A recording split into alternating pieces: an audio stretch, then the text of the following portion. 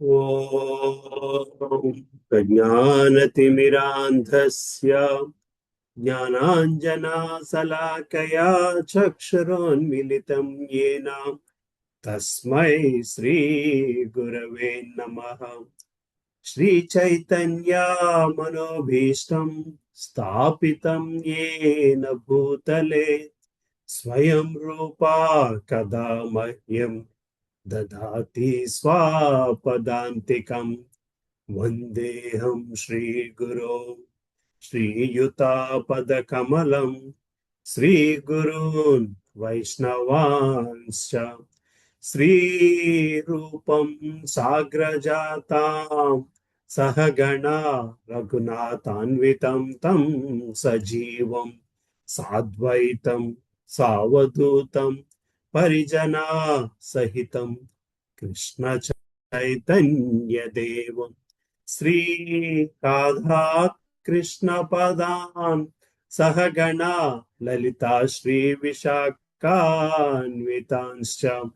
हे कृष्णा करुणा सिंधो दीनबन्धो जगत्पते गोपेशा गोपिका कान्ता राधा कान्ता नमोस्तुते। तप्त कांचना गौरांगी राधे वृंदावनेश्वरी वृषभानुस्तुते देवी प्रणमामि हरिप्रिये।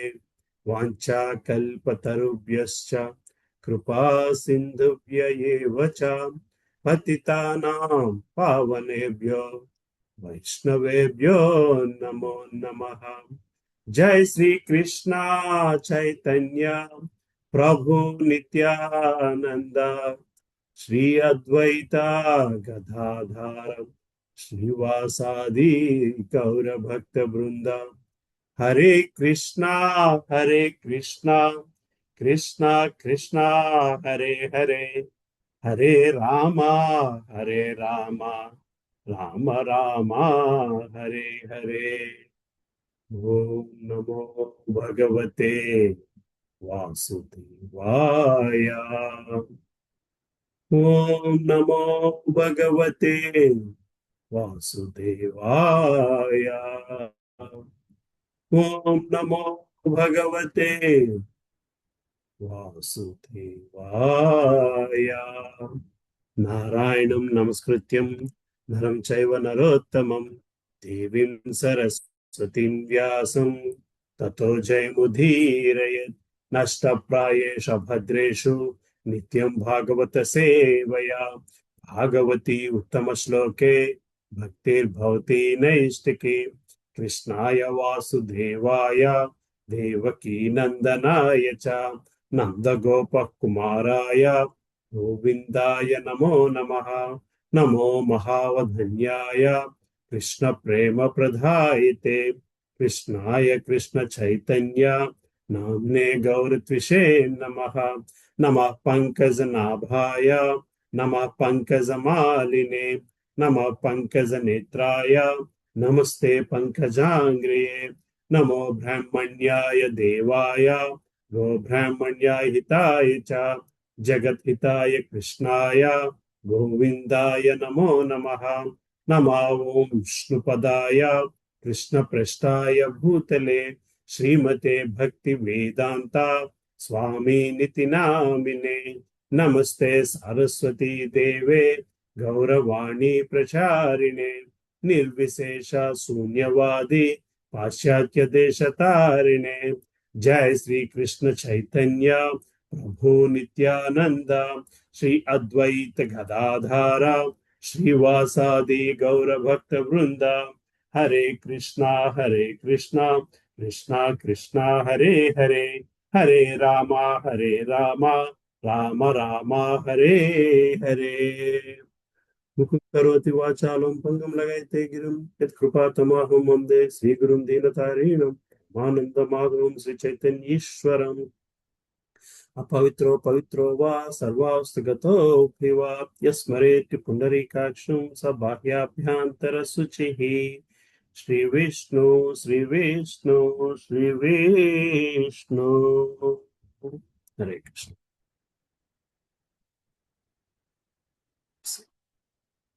Correct. Where are we? 9th chapter. Hare Krishna. Hare Krishna Vikram Prabhu. So ఎక్కడున్నాం? 9th chapter. Where are we and who wants to explain what we have studied so far?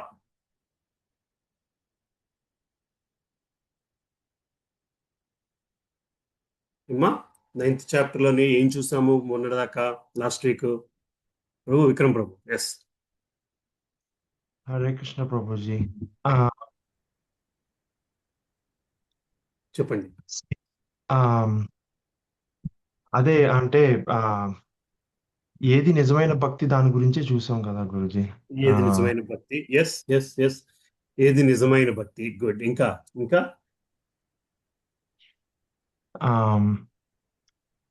అంతకన్నా ఎక్కువ గుర్తులేదు గురుజీ పైన. ఇంకా ఎవరైనా? అమ్మా, so these are the shlokas. మనం చూసిన శ్లోకాలు ఇవి లాస్ట్ వీక్.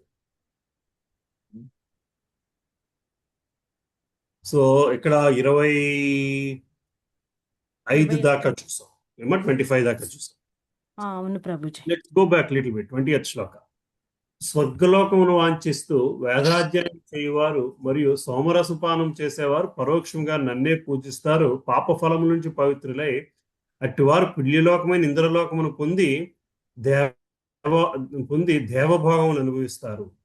సో మనం స్వర్గలోకానికి వెళ్ళే వాళ్ళ గురించి, స్వర్గలోకాన్ని వాంఛిస్తే అంటే వేదాధ్యాయం చేసేవాళ్ళు స్వర్గలోకం దాకా వెళ్ళగలుగుతారయ్యా అని చెప్పుకొచ్చారు. ఆ విధముగా స్వర్గలోకంలో భోగములను అనుభవించి తమ పుణ్యకార్యముల ఫలములు క్షీణించినంతనే వారు తిరిగి భూలోకములకు వస్తారు. ఈ విధముగా త్రివేదముల సిద్ధాంతములను అనుసరించడం ద్వారా ఇంద్రియ భోగములు వాంఛించేవారు కేవలం జనన మరణములనే మరణ పొందుతున్నారు. సో వేదాలు మనల్ని ఎక్కడి దాకా తీసుకువెళ్తాయో, దేవతల్లోని పూజిస్తే ఎంతటి ప్రయోజనం ఉన్నదో, కానీ నా దివ్య రూపమును ధ్యానించుచు అనన్య భక్తి చే నన్ను సదా అర్చించేవారు వారి యోగక్షేమం నేనే వహిస్తాను. వారికి లేని వాటిని సమకూరుస్తాను, వారికి ఉన్న వాటిని రక్షిస్తాను. ఓ కౌంతేయ, అన్య దేవతలకు భక్తులైన వారిని శ్రద్ధతో పూజించేవారు వాస్తవమునకు అవిధపూర్వకంగా నన్నే పూజిస్తున్నారు. అనఫిషియల్లీ, అవిధపూర్వకంగా అంటే ఇండైరెక్ట్లీ, అనఫిషియల్లీ వాళ్ళు నన్నే పూజిస్తున్నారు. దేవతార్చన భగవతార్చనకి ఉన్న తేడా మనకి ఈ శ్లోకంలో తెలుస్తుంది అన్నమాట. సరే, నేనే సర్వయజ్ఞములకు భోక్తను మరియు ప్రభువును ఉన్నాను, అందుచే నా వాస్తవమైన దివ్య స్వభావం గుర్తింపలేని వారు పతనము చెందుతున్నారు. సో దీన్నంటే వేదాలు దేవతల దాకా తీసుకెళ్తున్నాయ్యా, దేవతల్ని పూజిస్తే స్వర్గలోకం దాకా వెళుతున్నారు. వాళ్ళు ఇండైరెక్ట్ గా నన్నే పూజిస్తున్నారు, కానీ అది నన్ను పూజిస్తున్నట్లు కాదు. బేసికల్ గా నేనే సర్వయజ్ఞముకు భోక్తను మరియు ప్రభువునై ఉన్నాను, వాస్తవమైన నా దివ్య స్వభావాన్ని గుర్తింపలేకపోవడంతో వాళ్ళు దేవతలను పూజిస్తున్నారు. అంటే దేవతలను పూజిస్తే ప్రయోజనం లేదా అండి? So so so so for example, Ganga నదిలోని నీళ్లు తీసుకుని గంగాదేవికి అర్పించారు. ఆ నీళ్ళు ఎక్కడికి వెళ్తున్నాయి?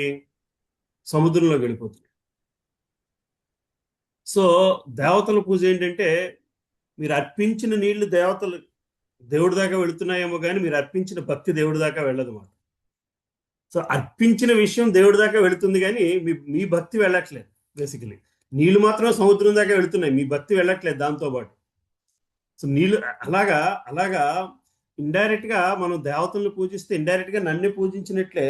కానీ అంటే మీరు భగవంతుడికి సమర్పించిన వస్తువు వెళ్తుంది కానీ మీరు వెళ్ళట్లేదు బేసికల్గా, ఇండైరెక్ట్. ఓకే, సో సో సర్వయజ్ఞులకు భక్తులు మరియు ప్రభువు నేనే అయ్యున్నాను, అందుచేత వాస్తవమైన నా దివ్య స్వభావాన్ని గుర్తింపలేని వారు పతనం చెందుతున్నారు. దేవతలను పూజించేవారు దేవతలలో జన్మిస్తున్నారు, పితృదేవతలను పూజించేవారు పితృలోకంలో చేరుతున్నారు, భూత ప్రేతములను పూజించేవారు వాణియందే జన్మిస్తున్నారు, కానీ నన్ను పూజించేవారు నాతోనే నివసిస్తున్నారు. సో భగవంతుడు దేవతార్చనని కి ఉన్న ప్రాముఖ్యత లేదా అప్రాముఖ్యత దానిని వర్ణిస్తున్నారు ఇక్కడ. నువ్వు దేవతలను పూజిస్తే మహా అయితే దేవతలోకం దాకా వెళతావు. దేనిని పూజిస్తే అంటే యూ హ్యావ్ ద ఫ్రీడమ్. నీకు దేనిని చేసుకోవాలన్నా స్వేచ్ఛ నీకైతే ఉంది, కానీ సో సో ముందు శ్లోకాల్లో ఏం చెప్పుకొచ్చారు? దేవతలని వేదాలతో దేవతలను పూజిస్తున్నారు. ఉం? 20వ శ్లోకం 21వ శ్లోకం చూస్తే ఆ స్వర్గలోకం వాంఛిస్తూ వేదాధ్యాయములు చేయువారు. సో దేవతలను పూజించడానికి పద్ధతి ఏమిటయ్యా అంటే వేదాధ్యాయనం చేస్తూ వాళ్ళు దాని వలన ఏం జరుగుతుంది అంటే నువ్వు స్వర్గలోకం దాకా వెళుతున్నావు. నువ్వు దేవతలను పూజించడం వలన ఇండైరెక్ట్ గా నన్నే పూజిస్తున్నా సరే నన్ను పూజించినట్లు కాదు. ఎందుకంటే వాళ్ళు నా సబార్డినేట్స్ వాళ్ళని పూజిస్తున్నారు. కానీ ఎప్పుడైతే నువ్వు నన్ను నేనే వీటన్నిటికీ కారణము అన్న భావనతో పూజ చేయడం మొదలు పెడతావో నేను వాళ్ళ యోగక్షేమాల్ని నేనే రక్షిస్తుంటాను. సో సో ఆ విధంగా చూసుకుంటే you're praying my what you call it my representatives, but that does not mean you're directly praying to me. So why are you praying to my దేవతల్ని ఎందుకు డెమిగాడ్స్ అంటారు? డెమిగాడ్స్ అంటే like semi gods, they are not complete gods basically. So somebody who is playing like Virat Kohli and you appreciate him and you say he's playing like Virat Kohli. So you're appreciating Virat Kohli indirectly, but you're actually appreciating the person who's playing like Virat Kohli and not Virat Kohli. The way Virat Kohli ఎందుకు appreciate చేస్తున్నాము? అతనితో ఈయన compare చేస్తున్నాం కాబట్టి. మన appreciation ultimate గా Virat Kohli game మీదే ఉంది, కానీ విరాట్ కోహ్లీని అప్రిషియేట్ చేయట్లేదు. ఆయన గేమ్ని అప్రిషియేట్ చేస్తున్నాం, అలాగా వాడిని అప్రిషియేట్ చేస్తున్నాం. దేవతార్చన అంటే అదే. భగవంతుడి రిప్రజెంటేటివ్ కింద అర్చిస్తున్నావు తప్పితే భగవంతుని అర్చించట్లేదు. భగవంతుని దృష్టిలో పెట్టుకుని అర్చిస్తున్నావు కానీ భగవంతుని అర్చించట్లేదు. అట్లాగా నువ్వు ఎప్పుడైతే దీని అన్నిటికీ మూలము వాడు విరాట్ కోహ్లీ దగ్గర నేర్చుకున్నాడు గేము, ఆయనలాగా ఆడుతున్నాడు, ఆ విషయాన్ని గ్రహించినప్పుడు నీకు విరాట్ కోహ్లీ మీద అప్రిసియేషన్ పెరుగుతుంది. సో దేవతలు నా రిప్రజెంటేటివ్ అని చెప్పినప్పుడు మనము భగవంతుడి మీద ఆ ఇంప్రెషన్ పెరగాలి బేసికల్గా. లేకపోతే మనం దేవతాలోకం దాకానే ఆగిపోతాం. అందుకే ఇది గుహ్య జ్ఞానం అయింది ఈ chapter, to understand these kind of secrets basically, right?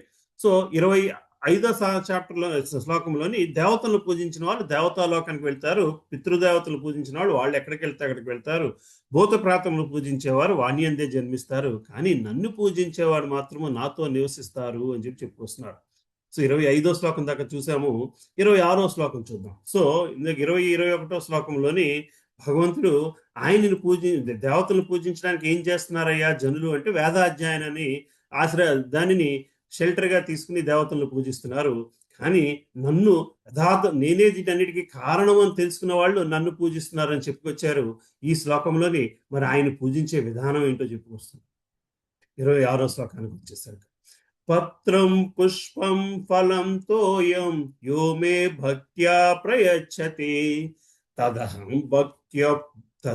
భక్త్యు ప్రహృతం అస్నామి ప్రయతాత్మనః. ఎవరైనను నాకు ప్రేమతోడను భక్తితోడను పత్రమును గాని పుష్పమును గాని ఫలమును గాని లేదా జలమును గాని అర్పించినచో దానిని నేను అంగీకరించును. సో ముందు శ్లోకాల్లోని నన్ను పూజిస్తే నా దగ్గరికి వస్తావని చెప్పారు. మరి ఆయన పూజించే విధానం ఎలాగయ్యా? దేవతలను అయితే వేదాధ్యాయంతో చేసుకోవాలి, చదువుకోవాలి, కానీ భగవంతుని పూజించడానికి వేదాలతో పని లేదు. మరి ఇక్కడ దేంతో పని ఉందయ్యా అంటే భక్తితోని ప్రేమతోని. భక్త్యా ప్రయచ్చతి, కేవలము భక్తితో సమర్పించుకుంటే ఏమి సమర్పించుకోవాలి? పత్రం గాని పుష్పము గాని ఫలము గాని లేదా కనీసం జలము గాని అర్చించుతో నేను దాన్ని అంగీకరిస్తున్నాను. ఒకసారి భగవంతుడు అంగీకరించాడు అంటే భగవంతుడు మనకి లొంగిపోయినట్లే, దానిని గ్రహించగలగాలి. సో పత్రం పుష్పం ఫలంతో మనకి ఇక్కడ బొమ్మ కూడా ఎగ్జాంపుల్ గజేంద్రుడి బొమ్మ ఉంది, రైట్? గజేంద్రుడి మోక్షంలో మనం చూస్తాం గజేంద్రుడు ప్రేయర్స్. మనకి పోతనమాచల్లో అయితే చాలా చక్కగా గజేంద్రుడి ప్రేయర్స్, పోతల గజేంద్ర మోక్షం చాలా పాపులర్, రైట్? అక్కడ భగవంతుడు ఎవరు అని కూడా ఆయన ఆలోచించడు. ఎవరైతే దేవతలను కూడా శాసించగలడో, ఎవడైతే ఈ జగత్తుకి మూలమో వాడిని నేను ప్రేమిస్తున్నాను, వాడిని నేను శరణ కోరుతున్నాను అని చెప్పి గజేంద్రుడు తనకి అందుబాటులో ఒక పువ్వును తీసుకెళ్లి అర్పించి వేడుకుంటాడు. అది విని చాలు భగవంతుడు ఆయన గజేంద్రుని తాలూకా ప్రేమను చూసి పరిగెత్తుకుంటూ వస్తాడు. ఇట్లాగనే పత్రం పుష్పం ఫలంతో పత్రం అంటే ఆకు, పత్రంతో భగవంతుడిని గెలుచుకున్న వాళ్ళు కథలు ఏమైనా ఉన్నాయమ్మా? మీకు ఏమైనా ఐడియా ఉందా? కేవలం ఆకుతో. రుక్మిణీదేవి జస్ట్ విత్ లీఫ్, తులసాకుతోని భగవంతుడిని కొలిచగలిగింది. సో మనకి కృష్ణ తులాభారం, శ్రీకృష్ణ తులాభారం. ఒక పక్క సత్యభామ మొత్తం బంగారము సమంతకమణి అందులో పెట్టినా సరే భగవంతుని గెలుచుకోలేకపోతుంది. కానీ రుక్మిణీదేవి తులసాకుతో భగవంతుడిని గెలుచుకోగలుగుతుంది.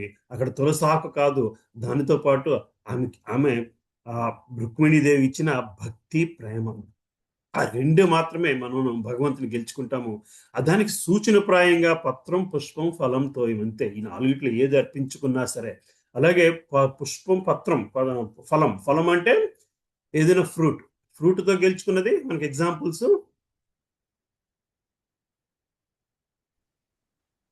శబరి, ఓకే, ఇంకా శబరి, చాలా ఎగ్జాంపుల్స్ వస్తాయి. విదురుడు, ఎస్, మనకి భాగవత. అలాగే ఇంకా ఒక క్యారెక్టర్ పేరు మర్చిపోయింది, చిన్న కృష్ణుడికి ఆవిడ పళ్ళు ఇస్తుంది. అలాగే సో విదురుడు ఎక్స్పెషల్లీ కృష్ణుడు కుబ్జా, రైట్, ఎస్. విదురుడు కృష్ణ రాయబారానికి వచ్చినప్పుడు, శ్రీకృష్ణ రాయబారానికి వచ్చినప్పుడు దుర్యోధనుడు పెద్ద విందు ఏర్పాటు చేస్తాడు. శ్రీకృష్ణ పరమాత్మని వాళ్ళ ఇంటికి తీసుకువెళ్ళి అతను మంచి చేసుకుందామని, రాయబారిని మంచి చేసుకుంటే మంచిది అన్న దృష్టిలో. కానీ జనరల్ గా ఒక వ్యక్తి 2 అకేషన్స్ లోని ప్రసాదం స్వీకరిస్తారు. 2 అకేషన్స్ ఏమిటయ్యా అంటే, you're very hungry, somebody very dear to you is offering. Somebody very dear to you must be offering. So దుర్యోధనుడి దగ్గరికి వచ్చేసరికి నాకు ఆకలి లేదు, పైగా నువ్వు నాకు మిత్రుడు కాదు అని చెప్పేసి అంటాడు. భక్తి లేదు, నువ్వు ఆఫర్ చేసే దాంట్లో భక్తి లేదు అని చెప్పి దుర్యోధనుడు ఏమి ఇచ్చినా సరే తీసుకోకుండా విదురుడు ఇంటికి వెళ్తాడు. విదురుడు ధృతరాష్ట్రుడు, పాండురాజు సమానుడు బేసికల్ గా జన్మస్య. కానీ చాలా సింపుల్ లైఫ్ లో, తనకి కూడా ప్యాలెస్ లో ఉండేంత అర్హత ఉన్నా సరే ఒక చిన్న ఇంట్లో ఉంటూ ఉంటాడు. అక్కడ విదురుడుకి తెలీదు కృష్ణుడు ఆయన ఇంటికి వచ్చినట్టు. విదురుడు భార్య చూస్తుంది ఇంట్లో ఏమీ ఉండవు, ఉన్నది అరటిపళ్ళు కనబడతాయి. సరే కనీసం పండ్లైన కృష్ణుడికి ఇద్దాము అని చెప్పి ఆయనకి ఒలిచిపెట్టి పండు పారేసి తొక్కిస్తూ ఉంటుంది.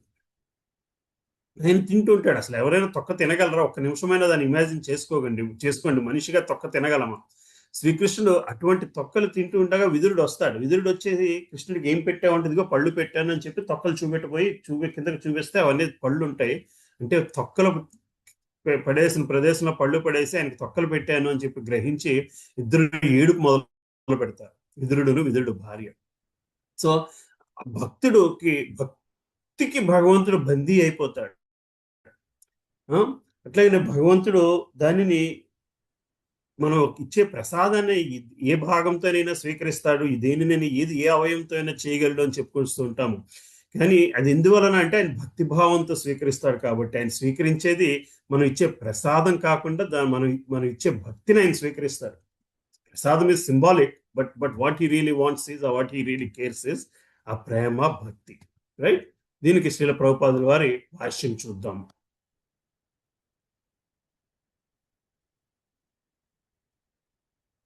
నిత్య ఆనందము కొరకే శాశ్వతమును మరియు ఆనంద విధానములకు భగవద్ధామమును పొందుటకు వివేకవంతుడైన వాడు కృష్ణ చైతన్యవంతుడై శ్రీకృష్ణ భగవానుని దివ్యమైన ప్రేమయుక్త సేవ యందు నెలకొనవలెను. అట్టి అద్భుత ఫలమును కలుగజేయ పద్ధతి వాస్తవములకు అత్యంత సులభము. ఎట్టి యోగ్యత లేని పరమ దరిద్రునికి కూడా అది ఆచరణ సాధ్యము. కేవలము శ్రీకృష్ణ భగవానుడికి శుద్ధ భక్తుడై ఉండిటియే ఈ విషయమున వాంఛనీయమగు ఏకైక యోగ్యత. సో భగవంతుని పొందాలి అంటే మనకు ఉండాల్సిన ఏకైక అర్హత, యోగ్యత ఏమిటయ్యా అంటే శుద్ధ భక్తి. మానవుని దేశ కాల పరిస్థితులతో దానికి ఎట్టి సంబంధము లేదు. ఈ విధానం మిక్కిలి సులభమైనది. మానవుడు భక్తితో, ప్రేమతోను దేవదేవునికి పత్రమును గాని, జలమును గాని, ఫలమును గాని అర్పించవచ్చును. భగవానుడు దాన్ని సంతోషంతో అంగీకరించాడు కనుక కృష్ణ చైతన్య విధానము అత్యంత సులభము మరియు విశ్వజనీయమైనందున దీని యందు ఎవ్వరికి నిషేధము లేదు. అట్టి ఎడ ఈ సులభమైన మార్గము ద్వారా కృష్ణ చైతన్యమును పొంది అత్యుత్తమమైన నిత్యానంద జ్ఞానమైన పరిపూర్ణ జీవితమును వాంఛింపని అజ్ఞాని ఎవడుండును. సో భగవంతుని పొందడం చాలా సులభము అని తెలుసుకున్న తర్వాత కూడా మన భగవంతుని కోసం ప్రయత్నించక ఆయన శరణు వేడి ఆయన తాలూకా ముందు శ్లోకాల్లో చెప్పినట్లు నేను అటువంటి వ్యక్తికి మిత్రుడు అవుతాను అని చెప్పుకొస్తున్నాడు. He can be your best friend. All you have to do just love him, care for him. And why do you want to lose such opportunity? Because it doesn't cost you anything. అటువంటి గొప్ప అవకాశాన్ని ఎందుకు పోగొట్టుకోవాలి? అటువంటి అవకాశానికి మనకి మన నుంచి ఆయన వాంఛించేది ఏమీ లేదు. భక్తి, ప్రేమ. శ్రీకృష్ణుడు ప్రేమపూర్వక సేవనే వాంఛించిన కానీ అన్యమును కాదు. తన శుద్ధ భక్తులు సమర్పించు చిన్న పుష్పమునైనను శ్రీకృష్ణుడు అంగీకరించడు. అభక్తుల నుండి అతడు ఎట్టి కానుకలను కోరడు. ఆత్మారాముడైనందున అతడు ఇతరుల నుండి కోరుకునేది ఏదీ లేదు. అయినను అతడు ప్రేమానురాగ భావముతో తన భక్తులు సమర్పించు దానిని ప్రీతితో స్వీకరించెను. సో భక్తి యోగం అంటే అదే. భగవంతుడు మన నుంచి కోరుకునేది ఏమీ లేదు. సో భగవద్గీతలోని మనము 4 విషయాలు గ్రహిస్తాం. 4 రకాల యోగాల గురించి చదువుకుంటాం. ఏమిటయ్యా అంటే కర్మయోగము, ధ్యానయోగము, జ్ఞానయోగము, భక్తి యోగము. 4 చదువుతాం. 4 విషయాలు తెలుసుకుంటాం. ఈ 4గిట్లోని కర్మయోగము యాక్షన్ ఓరియంటెడ్, యాక్షన్ రిలేటెడ్. అవునా కదా? కర్మ అంటేనే యాక్షన్, చేస్తే కానీ కర్మ కాదు. ధ్యానము ఇన్యాక్షన్, ధ్యానయోగం ఈజ్ ఇన్యాక్షన్. అవునా? అందులో చేసేది లేదు. చెయ్యకూడకుండా ఉండడమే ధ్యాన యోగంలోకి కావాల్సిన లక్షణాలు. ఏమి చేయకుండా కూర్చుని తపస్సు చేసుకుని యమ, నియమ, ఆసన ఇవన్నీ కూడా సమాధి స్టేట్కి వెళ్ళేంత వరకు ఏమి చేయకుండా కూర్చొని సాధించేది ధ్యాన యోగం. జ్ఞానయోగంలో కూడా ఇన్యాక్షన్ ఎక్కువ ఉంటుంది యాక్షన్ కంటే. కూర్చుని జ్ఞానాన్ని సంపాదించుకుని భగవంతుని అర్థం చేసుకో. భక్తి యోగానికి వచ్చేసరికి మళ్ళీ యాక్షన్. భక్తి యోగంలోని భావము యాక్షన్. భక్తి యోగం అంటే భక్తియుక్త సేవ. భక్తియుక్త సేవ అంటే perform, you have to do something, ఏదో ఒకటి చెయ్యాలి. సో అందువలన కానీ మానవుడిగా జన్మించినందుకు కర్మ చేయక తప్పదు. మనకి కర్మ చేయక తప్పదు. కూర్చుని ధ్యానం చేసుకుంటూ కూర్చుంటే గృహస్థాస్త్ర ధర్మం చేసిన వాళ్ళం అవ్వము.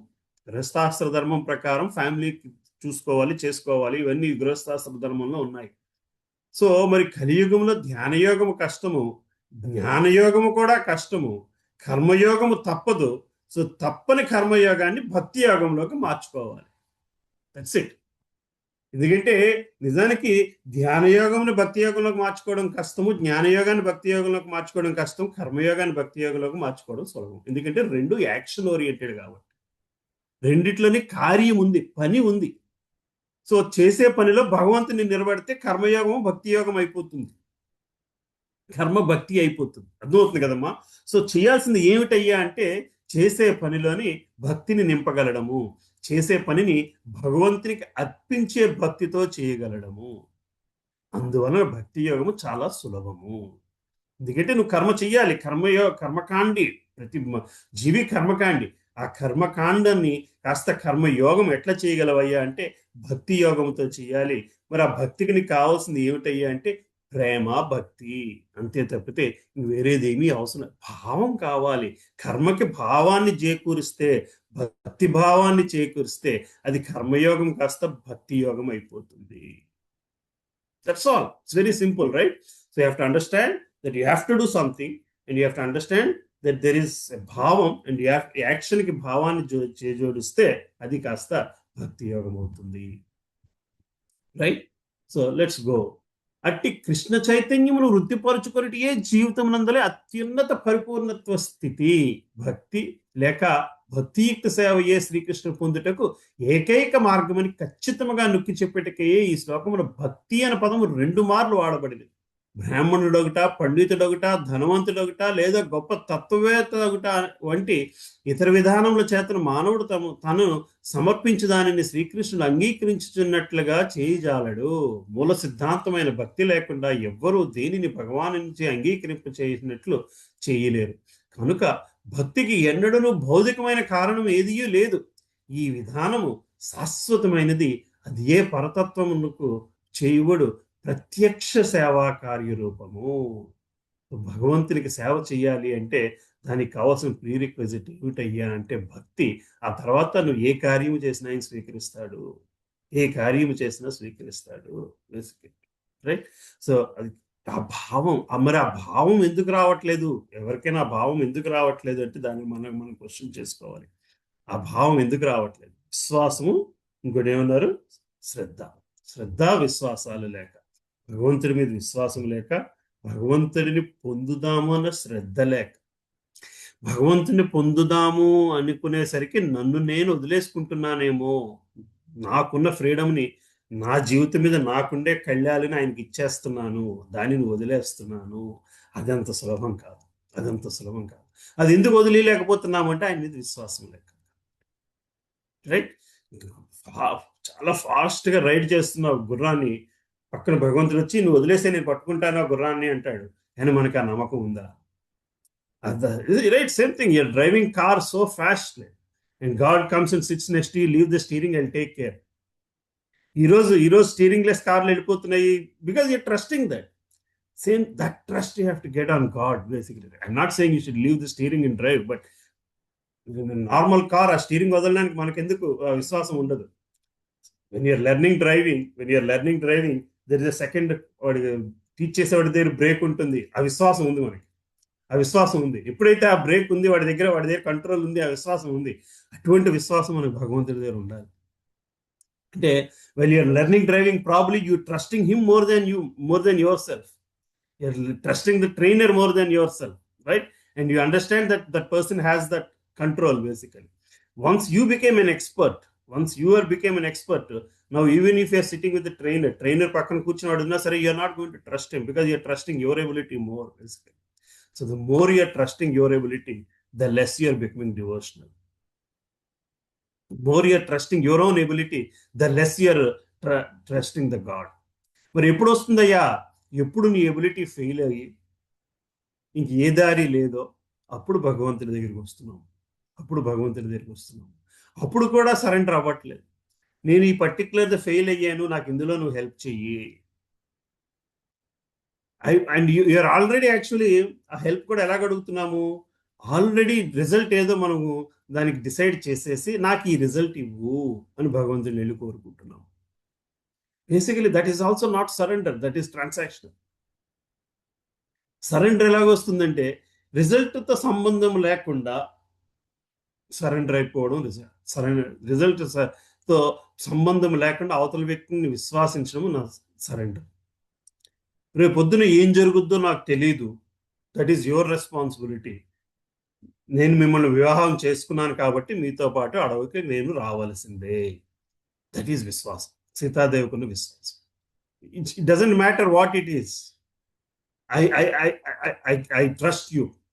I'm here. I trust you. So it's now your responsibility to take care of. That is trust basically. But we don't know the uncertainties of life. We are trusting somebody else with your uncertainties of life. అది భక్తి అంటే, అది భగవంతుని మీద ఉన్న విశ్వాసం అంటే. ఆ విశ్వాసానికి తగ్గ శ్రద్ధ లేకపోవడంతో మనము భగవంతుని చేరడము, భక్తి మార్గము చాలా సులభము అని భగవంతుడు చెప్తున్నా సరే మనం వినలేకపోతున్నాము. కృష్ణుడు తానే భోక్తననియు, దేవాది దేవుడనియు, సమస్త యజ్ఞములకు పరమ లక్ష్యము అని నిర్ధారించిన పిమ్మట తనకి ఎట్టి యజ్ఞఫలమును సమర్పింపవలనో ప్రకటించుచున్నాడు. భగవానుని దివ్యమైన భక్తియుక్త సేవను పొందుటియే ప్రతి ఒక్కరి జీవిత లక్ష్యం. దీనికే ఎవరైనను భగవత్ సేవ యందు నెలకొని పవిత్రుడు కాగోరినుచో అతడు ముందుగా భగవాను తన నుండి ఏమి ఆశించినో ఎరుగుట అత్యంత ప్రధానము. మనం మరి భగవంతుని తాలూకా కృపకి పాత్రులు అవ్వాలి అనుకుంటే మనము ఆయన నుంచి మన నుంచి ఆయన ఏమి ఆశిస్తున్నాడు అన్నది అర్థం అవడం చాలా ఇంపార్టెంట్. శ్రీకృష్ణుని ప్రేమించేవాడు, శ్రీకృష్ణుని కోరిన వాటన్నిటినీ సమర్పిస్తూ అతడు వాంఛించినట్టు ఎట్టి కానుకలను అతను సమర్పింపకున్నాడు కనుక సో అతను ఏమి కానుకలు సమర్పించాలో ఆయన రాసుకొస్తున్నాడు. ఆయన క్లియర్గా చెప్పుకొచ్చారు. పత్రం, పుష్పం, ఫలం తోయం, బట్ దానికంటే మోర్ ఇంపార్టెంట్ భక్తి ఇంపార్టెంట్. కనుక మాంసమును మత్స్యములు గుడ్లు శ్రీకృష్ణునికి సమర్పింపరాదు. అతడు అటువంటి వాంటిని వాంఛించినచో అతడు అవి తమకు అర్పింపమని చెప్పేవాడు. అట్లు చెప్పకుండా తనకు పత్రం, పుష్పం, ఫలం, జలమును సమర్పింపమని అతను స్పష్టంగా పలికి ఇట్టి కానుకలు నేను అంగీకరిస్తున్నాను అని చెప్తున్నాడు. అంటే ఇక్కడ రెండు విషయాలు, భక్తే కాకుండా మెటీరియలిస్టిక్ ప్రపంచం నుంచి మనకి భగవంతుడు ఏమి కానుకల్ని ఎక్స్పెక్ట్ చేస్తున్నాడు అన్నది చెప్పుకొస్తున్నారు. అంటే అంటే నిజానికి భక్తికి భగవంతుడికి అర్పించాల్సిన విషయాలు ఏమిటి అనేది దాంట్లో ఎక్కడ నాన్ వెజ్ లేదు. నువ్వు నాన్ వెజ్ ఎందుకు తింటున్నావు అని ప్రభుపాదుల వారు ప్రశ్నించడం కోసం చెప్పిన మాటలు. భగవంతుని ముక్తి పొందాలంటే నువ్వు పత్రం, పుష్పం, ఫలంతో ఏమే సరిపోతుంది. అది భగవంతుడు నిజంగా నాన్ వెజ్ని ఎక్స్పెక్ట్ చేసేటట్టయితే అదే చెప్పేవాడు. కనుక అతడు మాంసమును, చేపలను, గ్రుడ్లు స్వీకరింపడని మనం అవగతం చేసుకునవలను. కాయగూరలు, ధాన్యము, ఫలములు, పాలు, జలము వంటి పదార్థములు మానవునికి తగిన ఆహారములుగా శ్రీకృష్ణ భగవానుడు నిర్దేశించుచున్నాడు. ఇదే మనకు సరిపడ ఆహారము అని భగవంతుడు చెప్తున్నాడు. ఎందుకు చెప్తున్నాడు? మూడో అధ్యాయంలో భగవంతుడు చెప్పాడు, నాకు సమర్పించింది మాత్రమే నువ్వు తీసుకోవాలి, లేకపోతే అది పాపము. మరి నాకు ఎటువంటిది సమర్పించాలో చెప్తున్నాడు. అంటే నువ్వు ఎటువంటి తినాలో కూడా మనకు చెప్తున్నాడు బేసికల్గా. ఆయనకి సమర్పించిందో మనకు తినకూడదు, ఆయనకి ఎటువంటిది సమర్పించాలో మనకు చెప్తున్నాడు. వీటన్ని అన్యమైన వాటిని అర్పించినచో అతను అంగీకరించాడు, కనుక వాటిని అతనికి సమర్పింపరాదు. ఒకవేళ మనం అట్టి ఇతర పదార్థము సమర్పించిన ప్రయత్నించినో ప్రేమతో కూడిన స్థితి ఎందు భక్తులు అనుసరించి వారము కాజాలము. సో ఆయన లిస్ట్ అవుట్ చేయని వాటిని ఇస్తే ఆయన ప్రేమతో మనం చేసిన వాళ్ళం అవ్వము. ఎందుకంటే ఆయన ప్రేమ అంటే ఏమిటి? అవతల వ్యక్తికి నచ్చినట్టు ఉండగలడమే ప్రేమ. అవతల వ్యక్తి నాకు ఇది కావాలి అని చెబితే మనం ఆయనకి నచ్చింది కాకుండా మనకు నచ్చింది పెట్టామనుకోండి. మనం ఎవరినో గెస్ట్ని పిలిచాము, మనకు తెలుసు ఆయనకి కాకరకాయ అంటే నచ్చదు, కానీ మనకిష్టం కదా అని చెప్పి మొత్తం అంతా కాకరకాయ కూర చేసి భోజనం పెట్టామనుకోండి, అది ప్రేమ చూపించినట్టు అవ్వదు. ఆయనకి కాకరకాయ ఇష్టము, మనకి నచ్చకపోయినా అది వండి ఆయనకి పెట్టి ఆయనతో పాటు మనం తింటే then you're taking care of your guest the best, right? That is how you express your love. You do things that you are not comfortable, but just to please the other person, and the other person is comfortable, basically, right? So భగవంతునికి ఆయన అడిగినవే మనం పెట్టగలగాలి. శ్రీకృష్ణ భగవానుడు 3వ అధ్యాయం నందు 13వ శ్లోకమున యజ్ఞశేష పదార్థములే పరమ పవిత్రములైనవని, జీవితమునందు పురోగతిని మరియు భౌతిక బంధము నుంచి ముక్తిని వాంఛించు వారికి అదే భుజించుట యోగ్యమని వివరించింది. ఆ శ్లోకమునందు తనకు నివేదన చేయకుండా ఆహారమును భుజించేవారు పాపమునే భుజిస్తున్నారని శ్రీకృష్ణుడు తెలుపుచున్నాడు. అటువారు భుజించు ప్రతి ముద్ద భౌతిక క్లేశములనే మరింత వృద్ధి చేయుచుండును. భగవంతునికి అర్పించకుండా ఏమైనా తింటే అది కేవలము భౌతిక క్లేశములనే మరింతగా పెంపొందిస్తుందయ్యా. ఎందుకంటే అందులో భక్తి లేదు, ప్రేమ లేదు.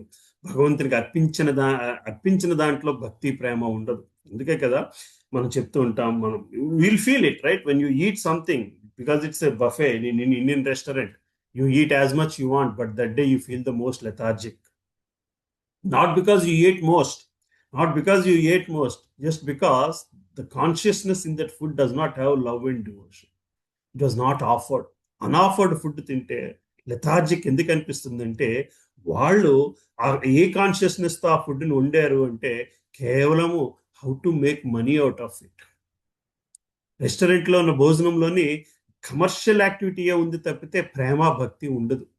ప్రేమ భక్తి లేని భోజనంలోని మనకి తమోగుణమే ఉంటుంది, సత్వగుణం రాదు.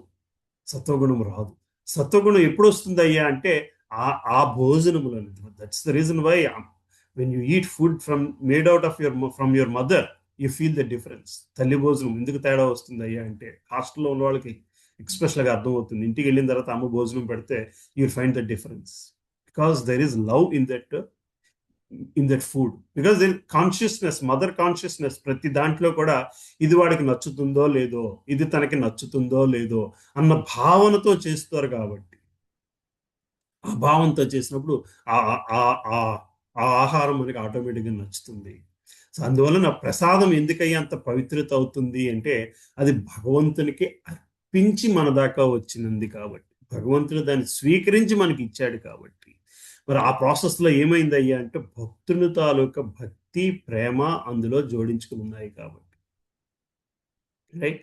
So that's what makes that food. కానీ శుభ్రంగా సాధారణములైన కాయగూరలతో కూడిన సాత్విక ఆహారమును సిద్ధము చేసి శ్రీకృష్ణ భగవానుని చిత్రపటమునకో లేదా అతని విగ్రహముకో గాని నివేదించి అతని ముందు వినమ్రముగా నమస్కరించుచు తాను అర్పించిన దానిని స్వీకరింపవలెనని ప్రార్థించినచో అట్టి జీవిత విధానమునందు మానవుడు క్రమముగా పురోగతి సాధింపగలడు. దేహము పవిత్రమై బుద్ధి వికసితమైనప్పుడు స్పష్టమైన అవగాహన అన్నది వృద్ధి అగును. అన్నింటికీ మించి ఆ నివేదనను ప్రేమభావముతోనే అర్పింపవాలి. ఏలైనా సర్వము శ్రీకృష్ణునికే చింది ఇండిటి చేత అతనికి ఎట్టి ఆహారము అవసరం లేదు. తనను ఆ విధముగా తృప్తిపరచుటకు ప్రయత్నించు భక్తుని నిమిత్తమే అతడు దానిని స్వీకరించు. కనుక ఆహారం సిద్ధము చేయుట, సేవించుట, నివేదించుట అనే కార్యములందు శ్రీకృష్ణుని పట్ల ప్రేమభావంతో వర్తించుట అత్యంత ముఖ్యాంశము. పరతత్వము ఇంద్రియరహితమని భావించు నిరాకార తత్వవేత్తలు భగవద్గీత యందలి ఈ శ్లోకమును ఏమాత్రం అవగాహన చేసుకునలేరు. వారికి ఇది ఉపమానమో గాని భగవద్గీతలో బోధించు శ్రీకృష్ణ భౌతిక ప్రకృతి నిదర్శనమో గాని వారు భావించరు. వాస్తవమునకు దేవాదిదేవుడైన శ్రీకృష్ణ భగవానునికి ఇంద్రియములు కలవు. అతని ఇంద్రియములన్నీ ఇతర ఏ ఇంద్రియముల కార్యములైనా చేయగల సామర్థ్యమును కలిగి ఉండు. శ్రీకృష్ణ భగవానుడు సర్వశక్తిమంతుడగుటను దాని భావం అదియే. ఇంద్రియములు లేనిచో అతనిని సర్వశక్తిమంతుడని పరిగణించుటకు వీలు కాదు. సప్తమాధ్యాయమునందు తాను జీవులను ప్రకృతి గర్భమును సృజించుచున్నాడని శ్రీకృష్ణుడు వివరించాను. కేవలం అతడు భౌతిక ప్రకృతిని వీక్షించినంత మాత్రమనే అది జరుగును. అట్లే ఈ సందర్భమున ఆహార పదార్థములను అర్పించుచు భక్తులు పలు ప్రేమపూర్వకమైన పలుకులను శ్రీకృష్ణుడు ఆలకించుటే ఆరగించుటతోనూ ఆస్వాదించుటలోను అన్ని విధములుగా సమానమగును. సో మనం భగవంతుడికి ఆ ప్రసాదము ఆయనకి పెట్టి సమర్పించితే అది ఆయన విన్నప్పుడే దానిని ఆయన స్వీకరించినట్టు, ఆస్వాదించినట్టు, ఆరగించినతో సమానం అయిపోతుందయ్యా. అంటే ఆయన చెవులతోనే దానిని స్వీకరిస్తాడు. అతని సంపూర్ణత్వం కారణముగా అతని శ్రవణం ఆరగించుట మరియు ఆస్వాదించటాని కార్యములతో సర్వసమానమైనందున ఈ విషయం నొక్కి చెప్పవలసినది. శ్రీకృష్ణుడు తనను గూర్చి తాను వర్ణించిన విధానమును ఎటువంటి స్వకల్పనలు వ్యాఖ్యానాలు లేకుండా ఆ దేవాదిదేవుని అంగీకరించి భక్తుడే పరతత్వము నివేదన ఆహారమును ఆరగించి ఆస్వాదించగలదని అవగాహన చేసుకునగలడు. సో ఎటువంటి కాంప్లెక్సిటీ లేకుండా భగవంతుడిని ఆలోచించగలిగిన వ్యక్తి మాత్రమే దీనిని యథాతథంగా స్వీకరించగలడు అని చెప్పి శ్రీల ప్రభుపాదులు వారు చెప్తున్నారు. నిజానికి ఈ శ్లోకంలో ఎటువంటి సింబాలిజము లేదు, ఎటువంటి కాన్ఫ్లిక్ట్ లేదు. ఇందులో కావాల్సిందని చాలా క్లియర్గా చెప్తున్నాడు. నన్ను భక్తితోని ప్రేమతోని నాకు ఏమి అర్పించినా సరే నేను స్వీకరిస్తాను. నేను స్వీకరించిందే నువ్వు ప్రసాదంగా స్వీకరించగలగాలి. సో 2 విషయాలు మనం ఇందులో నుంచి గ్రహించాల్సింది. ఆయనకి ఏం పెట్టినా సరే భక్తితో పెట్టాలి. ఆయనకి పెట్టింది మాత్రమే మనం, ఆయన ఏం కోరుకున్నాడో అదే మనం ప్రసాదంగా స్వీకరించడానికి అంగీకరించగలగాలి. Right? Any other questions?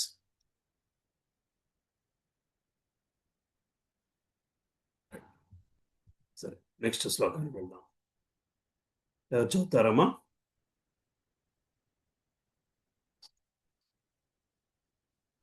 Hare Krishna ప్రభు, నేను చెప్తాను స్వామి. శ్రీనివాస్ ప్రభు చదువు.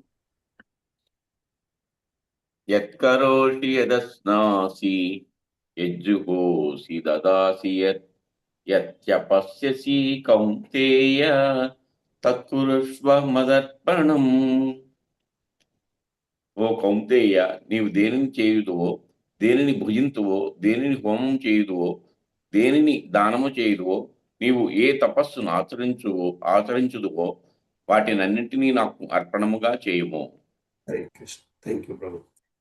ఓ కౌంతేయ, నీవు దేనిని చేయుదువో, ఏమి చేస్తావో, ఎటువంటి కర్మ చేస్తావో, ఎటువంటి కార్యము చేస్తావో, దేనిని భుజిస్తావో, దేనిని స్వీకరిస్తావో, ఎటువంటి దానిని నువ్వు ఆహారంగా స్వీకరిస్తావో, దేనిని హోమము చేయుదువో, అంటే దేనిని ఆస్టరిటీ, తపస్సన్న, హోమమన్న, యజ్ఞమన్న, ఒక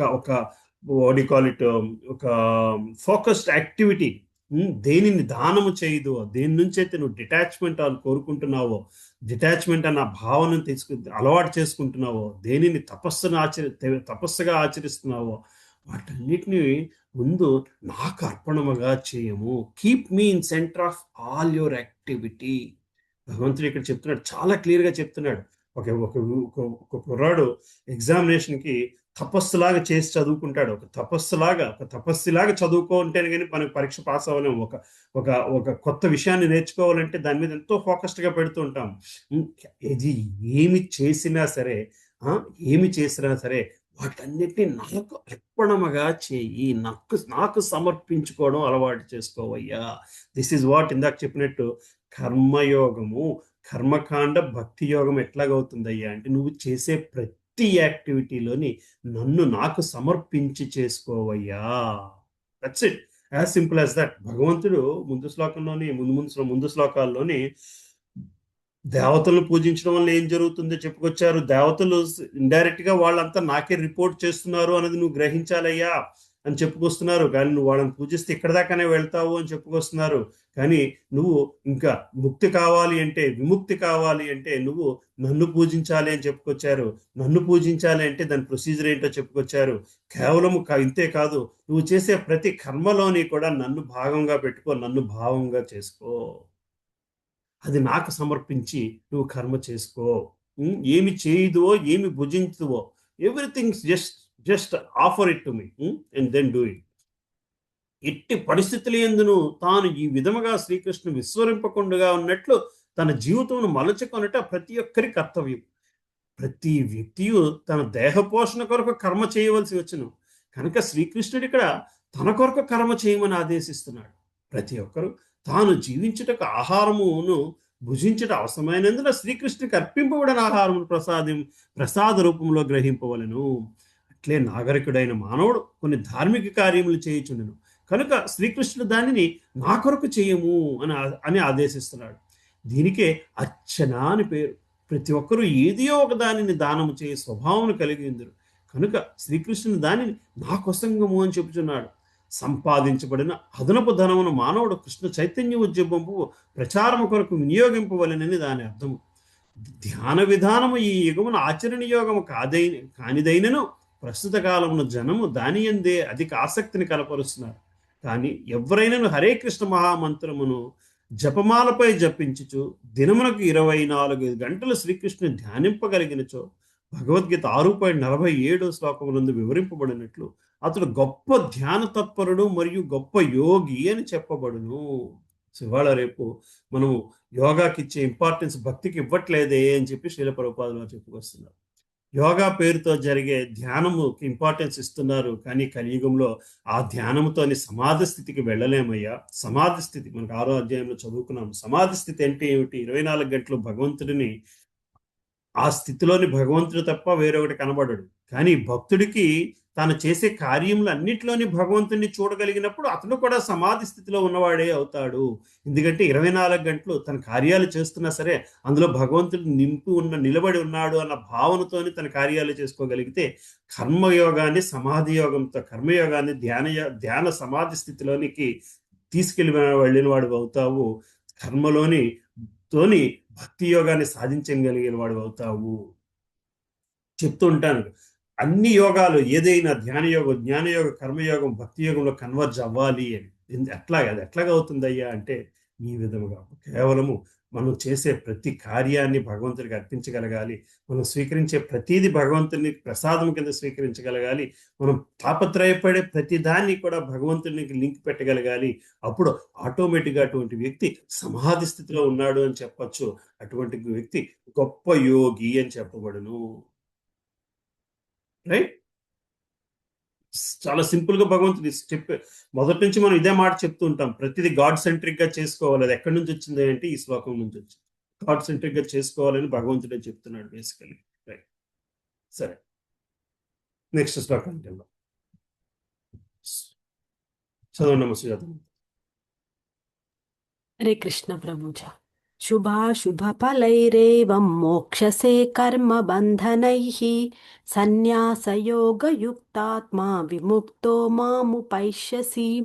అనువాదం: ఈ విధముగా నీవు కర్మబంధముల నుండి వాని శుభాశుభ ఫలముల నుండి విముక్తుడవు కాగలవు. ఇట్టి సన్యాస యోగ సిద్ధాంతముతో నా యందు మనస్సును స్థిరపరచుట ద్వారా నీవు విముక్తుడివై నన్ను పొందుదువు. హరే కృష్ణ. హరే కృష్ణ. సో ఈ విధముగా ఏ విధముగా అన్నిటిలో నీ చేసే కర్మలో భగవంతుడిని నిలబెట్టగలిగితే కర్మబంధము నుండి వాటి శుభ అశుభ ఫలముల నుంచి విముక్తుడు కాగలవు. శుభ అశుభ ఫలాలు, పాప పుణ్యాల నుంచి విముక్తుడు అయిపోతావు.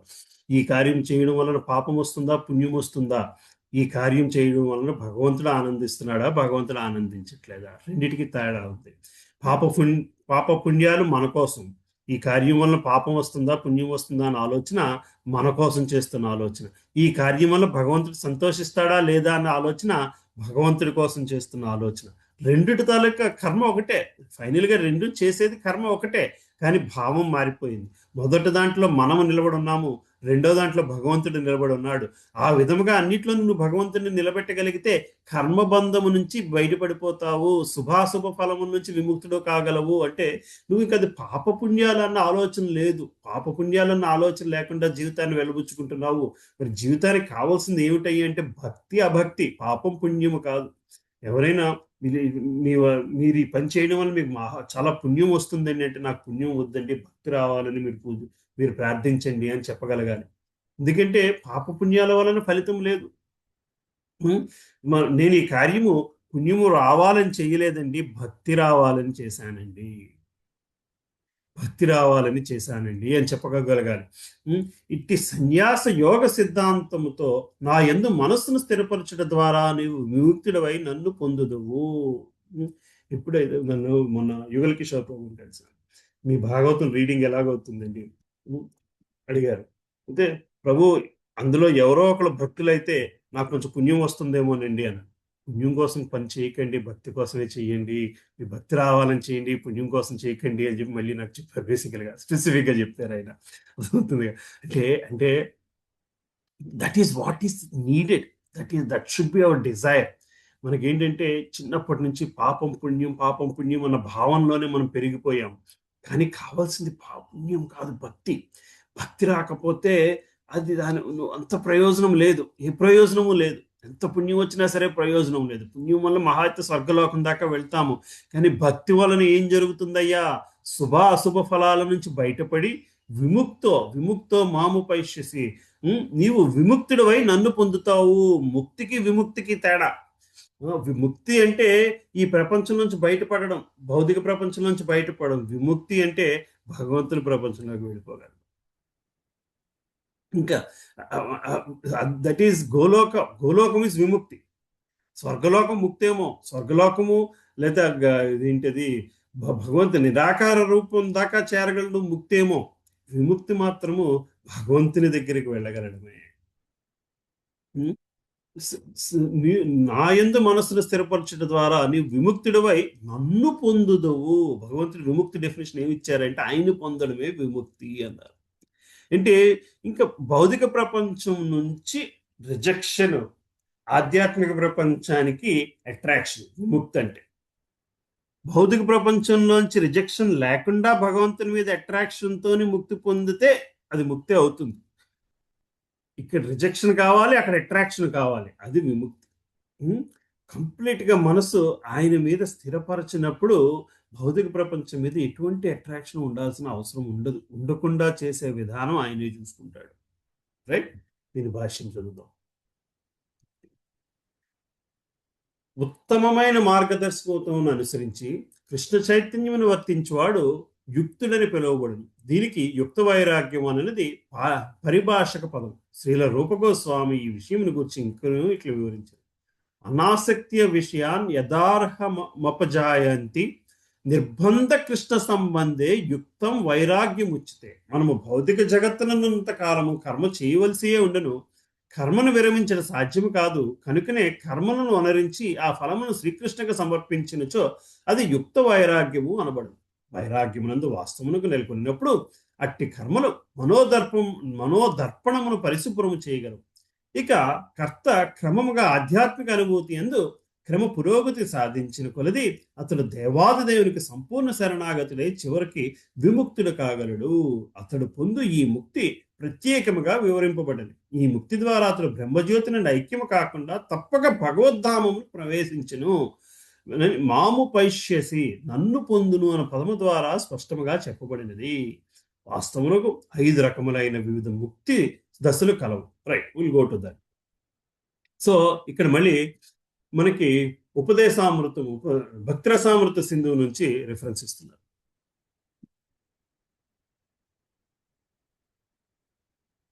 ఒక విధంగా చూస్తే భగవద్గీత మళ్ళీ కర్మయోగం గురించి, ధ్యాన యోగము గురించి, జ్ఞానయోగము గురించి, భక్తి యోగము గురించి 700 శ్లోకాల్లో చెప్పుకొచ్చారు. కానీ ఏది డెప్త్ లో చెప్పలేదు, ఏది డెప్త్ లో లేదు. Like it's like this, you go to school councillor, right? నేను 8th గ్రేడ్ 10th గ్రేడ్ టైంలో వెళ్ళి మా పిల్లాడిని ఎటు వెళ్ళాలి, ఎటు వెళ్తే బాగుంటుంది, ఏ ట్రాక్ లో వెళ్ళాలి అని చెప్పి మీ కౌన్సిలర్తో కూర్చొని మాట్లాడతాడు.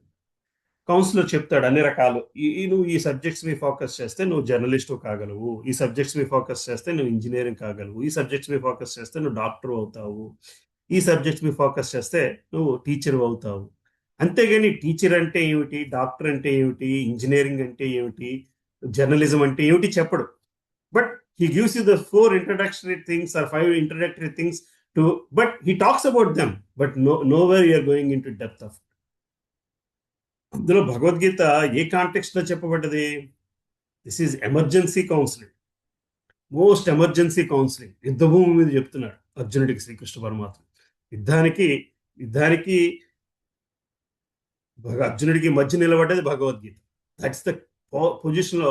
సో మనకు భక్తి గురించి తెలుసుకోవాలంటే మళ్ళీ భక్తిరసామృత సింధు, కర్మ గురించి తెలుసుకోవాలంటే వేదాలు, ధ్యానం గురించి తెలుసుకోవాలంటే పతంజలి యోగ విధానము, ఇలా రకరకాలు ఉన్నాయి. బేసికల్గా in depth of any knowledge కావాలి అంటే అందుకోసం మనకి శ్రీల ప్రభుపాదుల వారు ఇక్కడ మనకి మిగతా వాటిలోంచి కొంత బిట్స్ అండ్ పీసెస్ ఇస్తుంటారు. సో భక్తిరసామృత సింధులోంచి చెప్తున్న మాట ఏమిటయ్యా అంటే, ఏమి చేసినా సరే భగవంతుని ధ్యాసతోనే చెయ్యాలి. ఈ ముక్తి ద్వారా అతను బ్రహ్మజ్యోతి నుండి ఐక్యం కాకుండా బ్రహ్మజ్యోతి నుండి ఐక్యం అవడం అనేది ముక్తి అని చెబుతున్నారు. భగవంతుని ధామానికి చేరుకోవడం విముక్తి అని చెప్పుకొస్తున్నారు. మనం 5 రకాల ముక్తుల గురించి ఇదివరకే చాలాసార్లు చర్చించుకున్నాం. జీవితం అంతయు దేవాదిదేవుని ఆదేశం అనుసరించి భక్తి యోగం కొనసాగించిన పిమ్మట భక్తుడు ఆధ్యాత్మికంగా అత్యున్నతమైన స్థితిని పొంది దేహ త్యాగ అనంతరము ఆ భగవద్ధామమును చేరి దేవాదిదేవుని ప్రత్యక్ష సాంగత్యమున సేవ చేయగలుగును. మళ్ళీ ముక్తి అనేసరికి, విముక్తి అనేసరికి ఏమిటయ్యా అంటే ఆయనకి ప్రత్యక్షంగా సేవ చేయడం. ఆయన రాజ్యానికి వెళ్ళిపోయి కాలేజ్ కూర్చుంటాం కాదు. ఆయన రాజ్యానికి మళ్ళీ ఆయనకి ప్రత్యక్షంగా సేవ చేయగలిగే అర్హత భౌతికంగా సంపాదించగలగాలి, భౌతికంగా జీవిస్తూ సంపాదించగలగాలి. ఎందుకంటే మన జీవితం భౌతిక జీవితం కాబట్టి భౌతికంగా జీవిస్తూ ఆధ్యాత్మిక స్థితిని, ఆ రకమైన ఆధ్యాత్మిక స్థితిని పెంపొందించుకోగలగాలి. ఆయనకి సేవ చేసే భక్తి భావన స్థితిని భౌతికంగా పెంపొందించుకోగలగాలి. That is the only challenge we have in life.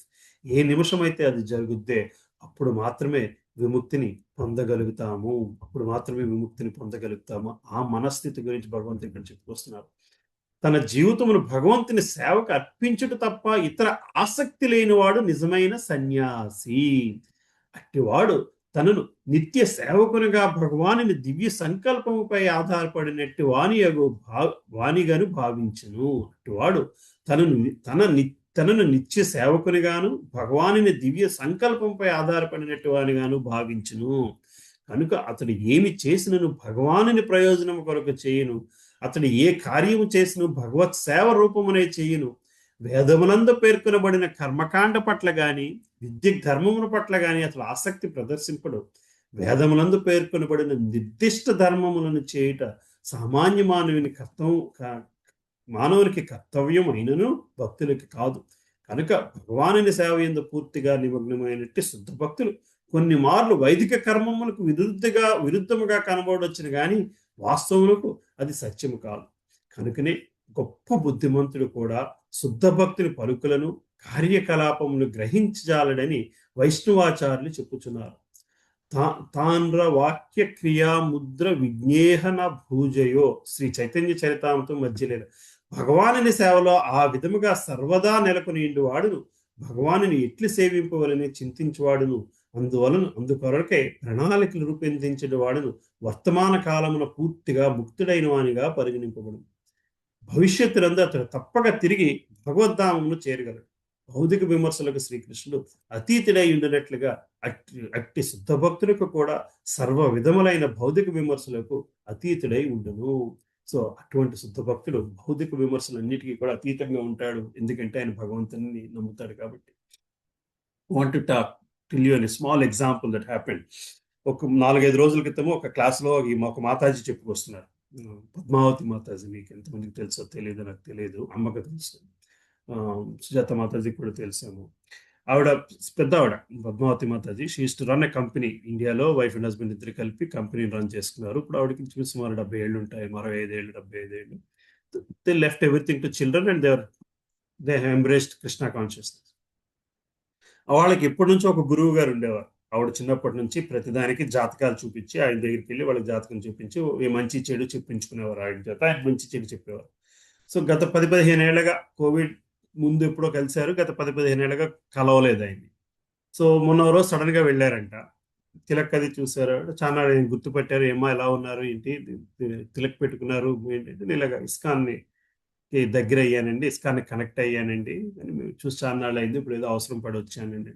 నేను జాతకం చెప్పలేనమ్మా, భగవంతుడిని నమ్మని వాళ్ళకి దేవతలు ఎట్లా ఉంటారో, ఏం చేయాలో, దేవతల తాలూకు ప్రమేయం ఎట్లా ఉంటుందో చెప్పగలరు. కృష్ణుని నమ్మని వాళ్ళకి నేను చెప్పే స్థితిలో లేనమ్మా. ఇదేది నీకు వర్తించదు, నీకు వర్తించదు, మీరు నా దగ్గరికి రాకూడదు కూడాను అని చెప్పుకొచ్చారంటే. అర్థమవుతుందా? మీరు నాలాంటి వాడి మాటలు వినకూడదు, ఎందుకంటే మాకు అంతటి శక్తి లేదు. కృష్ణ భగవానుని ఆశ్రయించిన వాళ్ళకి మేము జాతకాలంటే దేవతల తాలూకు పొజిషన్స్ బట్టి చెబుతాము. దేవతల పొజిషన్స్ ఇలా ఉన్నారు కాబట్టి మీకు ఇక్కడ మీ నక్షత్రానికి ఇది అనుకూలంగా ఉంటుంది అని వాళ్ళని శాసించేవాడు శ్రీకృష్ణ పరమాత్ముడు. మీరు వాళ్ళ శరణు పొందినప్పుడు దేవతలు ఇలా చెప్పారని మీకు చెప్పడం కూడా అది మా వల్ల తప్పు జరిగినట్లే అవుతుంది.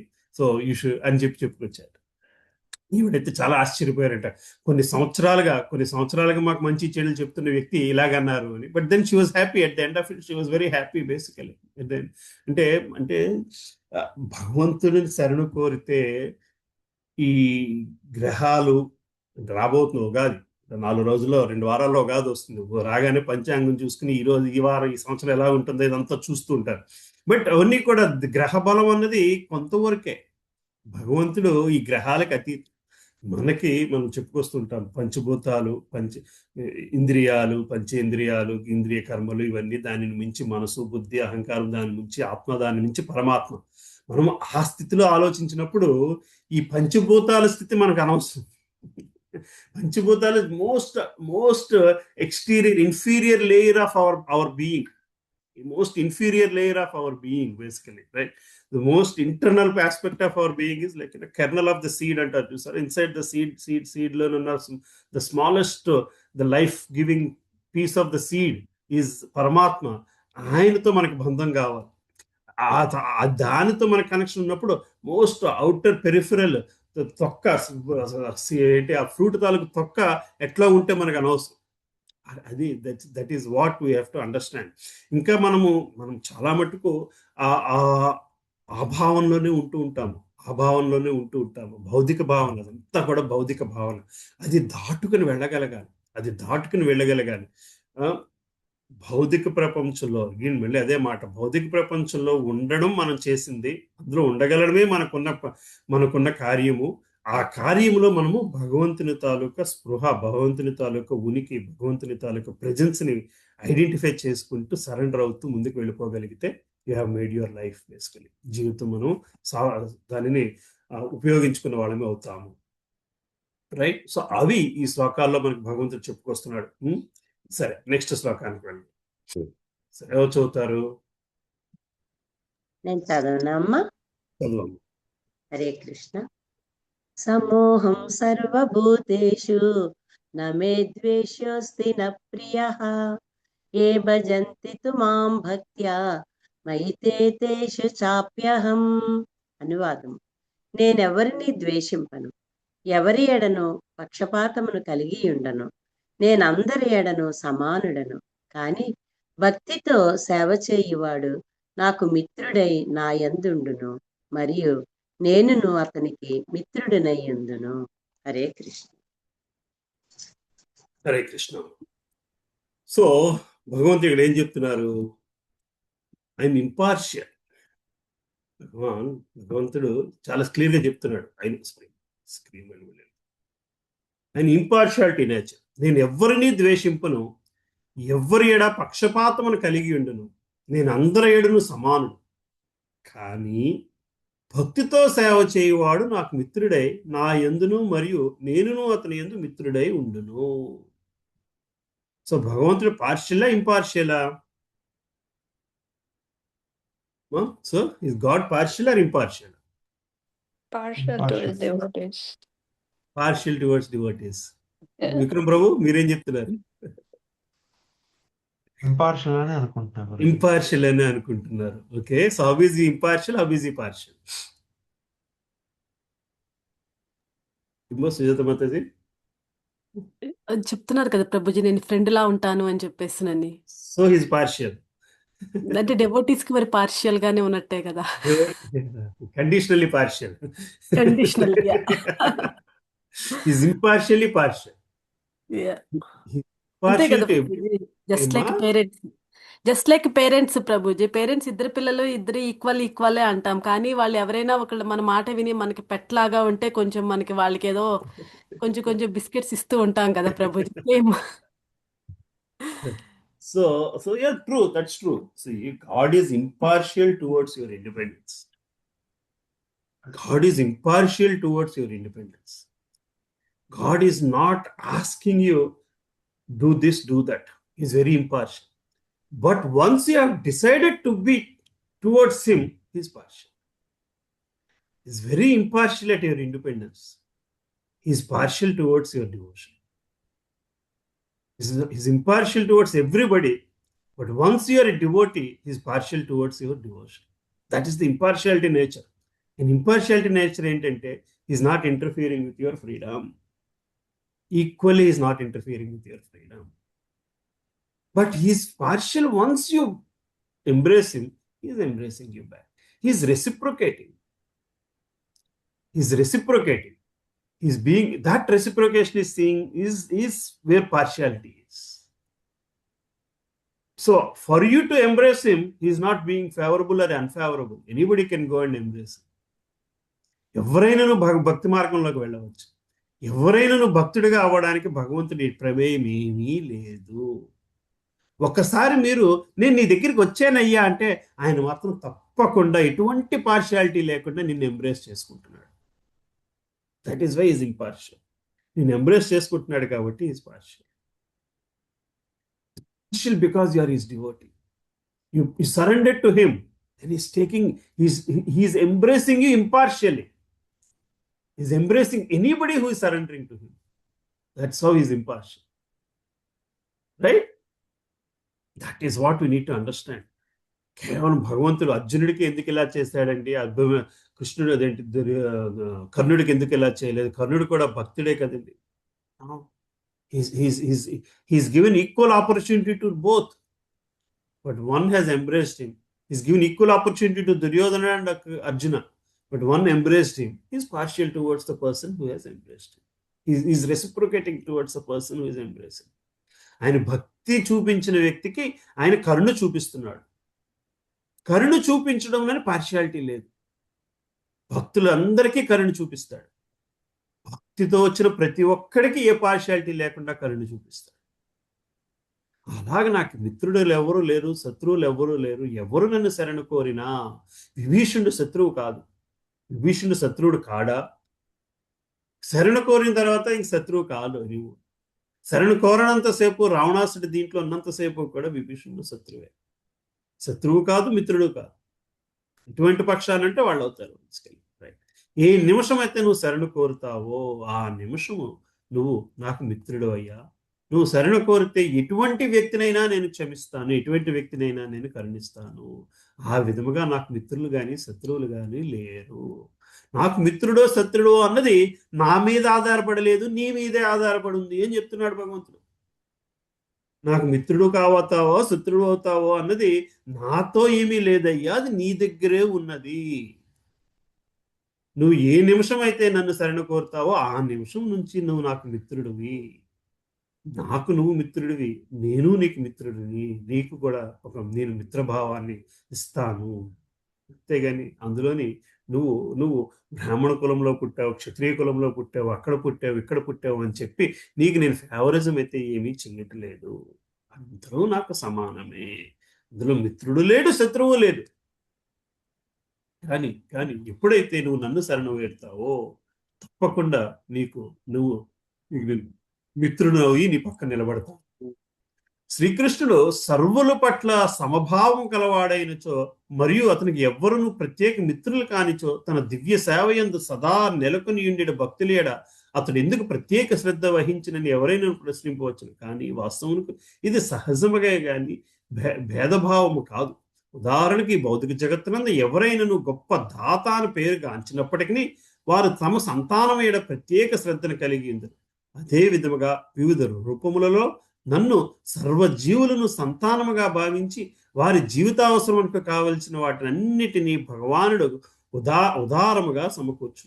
భూమి అని గాని, కొండ అని గాని, జలము అని గాని ఎట్టి భేదభావము లేకుండా వర్షించు మేఘము వంటి వాడు దేవదేవుడు. అయినను తన భక్తుల పట్ల ప్రత్యేక శ్రద్ధను కలిగి ఉండును. అట్టి భక్తులే ఈ శ్లోకమునందు పేర్కొనబడిరి.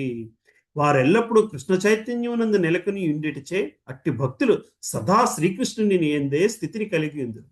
కనుకనే కృష్ణ చైతన్యము అన్న పదము అట్టి చైతన్యమునందు మహాత్ములే శ్రీకృష్ణ ఎందు నిలిచి ఉండినట్టు వారిని సూచించుచున్నది. సో భక్తులు అవ్వడానికి మహాత్ములే అంటే అందులో నిలబడడం కూడా అంత సులభమైన కాదు. భగవానుడు ఇక్కడ మైతే వారు నా యందున్నారు అని స్పష్టంగా చెబుతున్నాడు.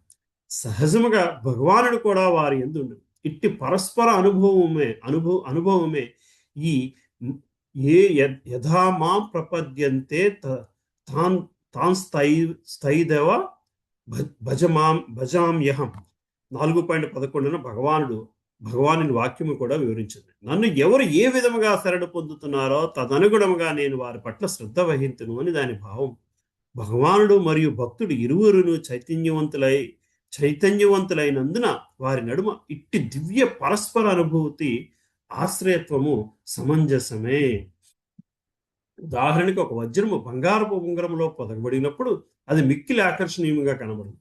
బంగారము శ్లాఘింపబడితే కాకుండా అదే సమయంలో వజ్రము కూడా శ్లాఘింపబడింది. వాస్తవానికి భగవానుడు మరియు జీవుడు ఇరువురును సర్వదా ప్రకాశమానులై ఉందిరు. జీవుడు దేవదేవుని సేవించుటలో ఆసక్తుడైనచో బంగారము వలె శోభించును. భగవానుడు వజ్రము వంటి వాడు. సో ఇండిపెండెంట్ గా బంగారము వజ్రము రెండు కూడా there have their own flavour. ఆ రెండు కలిపి రింగ్ చేస్తే అది ఇంకా అందంగా ఉంటుంది. ఎప్పుడైతే జీవుడు భగవంతునితో అనుసంధానం అవుతాడో, జీవుడు భగవంతుని నింపుకోగలుగుతాడో అటువంటి ఉంగరంతో పోలుస్తున్నారు. కనుకనే ఈ కలయిక మిక్కిలి సుందరముగా నుండి శుద్ధ స్థితి యందు నెలకొనినట్టి జీవులే భక్తులు అనబడదు. దేవదేవుడు తన భక్తులకు తానే స్వయంగా భక్తుడగును. భగవంతుడు తన భక్తులకు తానే స్వయంగా భక్తుడవుతాడంట. భక్తులు మరియు భగవాను నడుమ ఇట్టి పరస్పర వినిమయ సంబంధము లేనిచో సాకారత్వము కూడా లేనట్లే. నిరాకారత్వము భగవానికి మరియు భక్తునికి నడుమ అట్టి దివ్య పరస్పర సంబంధం అనేది సాకారత్వం నందు ఉండును.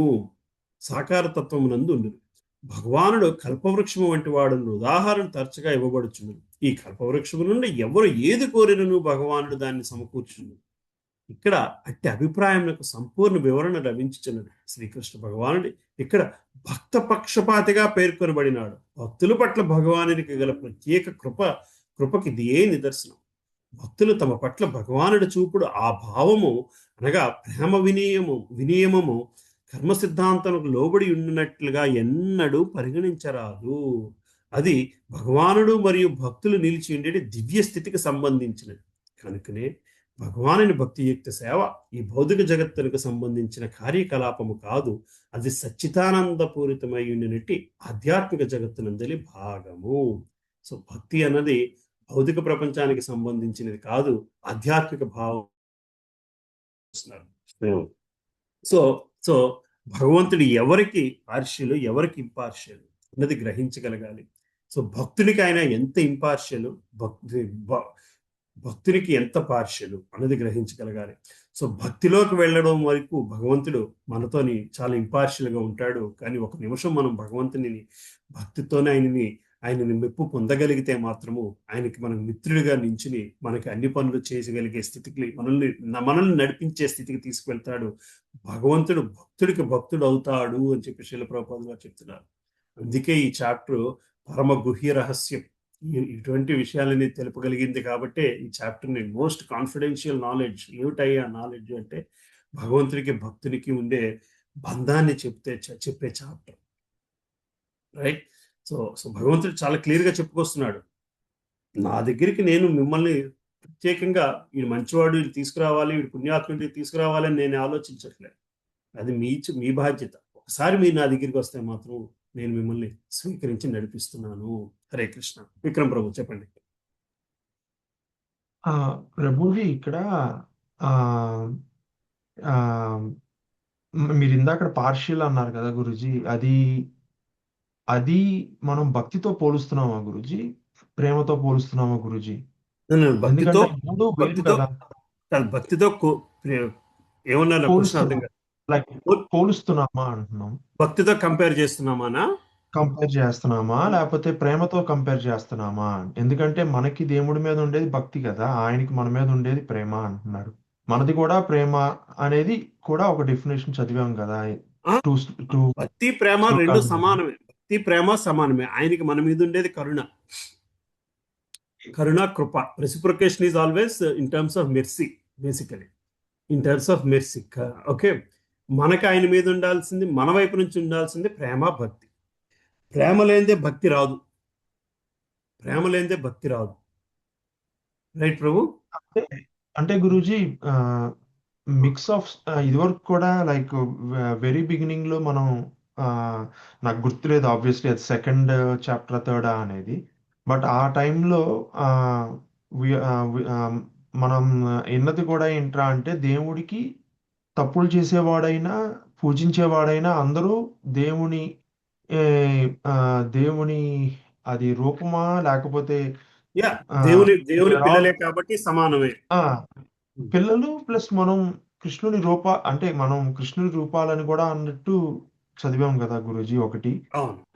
నేను ఎందుకు అడుగుతున్నా అంటే ఇది ఇప్పుడు మనం కృష్ణుడి మీద భక్తితో ఉన్న వాళ్ళు ఇప్పుడు లాస్ట్ లో ఇందాక ఫస్ట్ లోనే వచ్చింది గురూజీ నాకు ఆ డౌట్, బట్ సరే ఎందుకులే అన్నట్టు అడగలా గురూజీ. బట్ ఇక్కడ ఫైనల్ గా కూడా అది రాశారు కదా గురూజీ, భక్తుల పట్ల భగవానుడు చూపెడి ఆ భావమును కర్మ సిద్ధాంతములకు లోబడి ఉండునది ఎన్నడను పరిగణింపరాదు.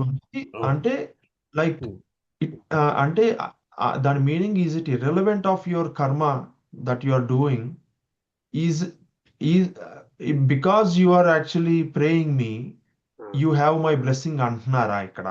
బికాస్ కర్మ అనేది మనం ఇంత చదువుకుంది మంచి కర్మ అసలు అంటే బేసికల్ గా దేవాదేవుడు మనకి ఒక రూల్ బుక్ ఇచ్చారు. ఆ రూల్ బుక్ ను ఫాలో అయితే ఫస్ట్ మంచి కర్మ. ఆ మంచి కర్మ లేదే ఎంత భక్తి చేసినా, అంటే ఇందాక మీరు అన్నారు కదా నేను ఎంతో భక్తి చేస్తా కానీ మాంసాహారం ఇస్తే, లేకపోతే నేను ఆడవాళ్ళని తప్పుగా చూస్తే, లేకపోతే అట్లా ఉంటే దెర్ ఇస్ నో రెలవెన్సీ కదా Guruji end of the day.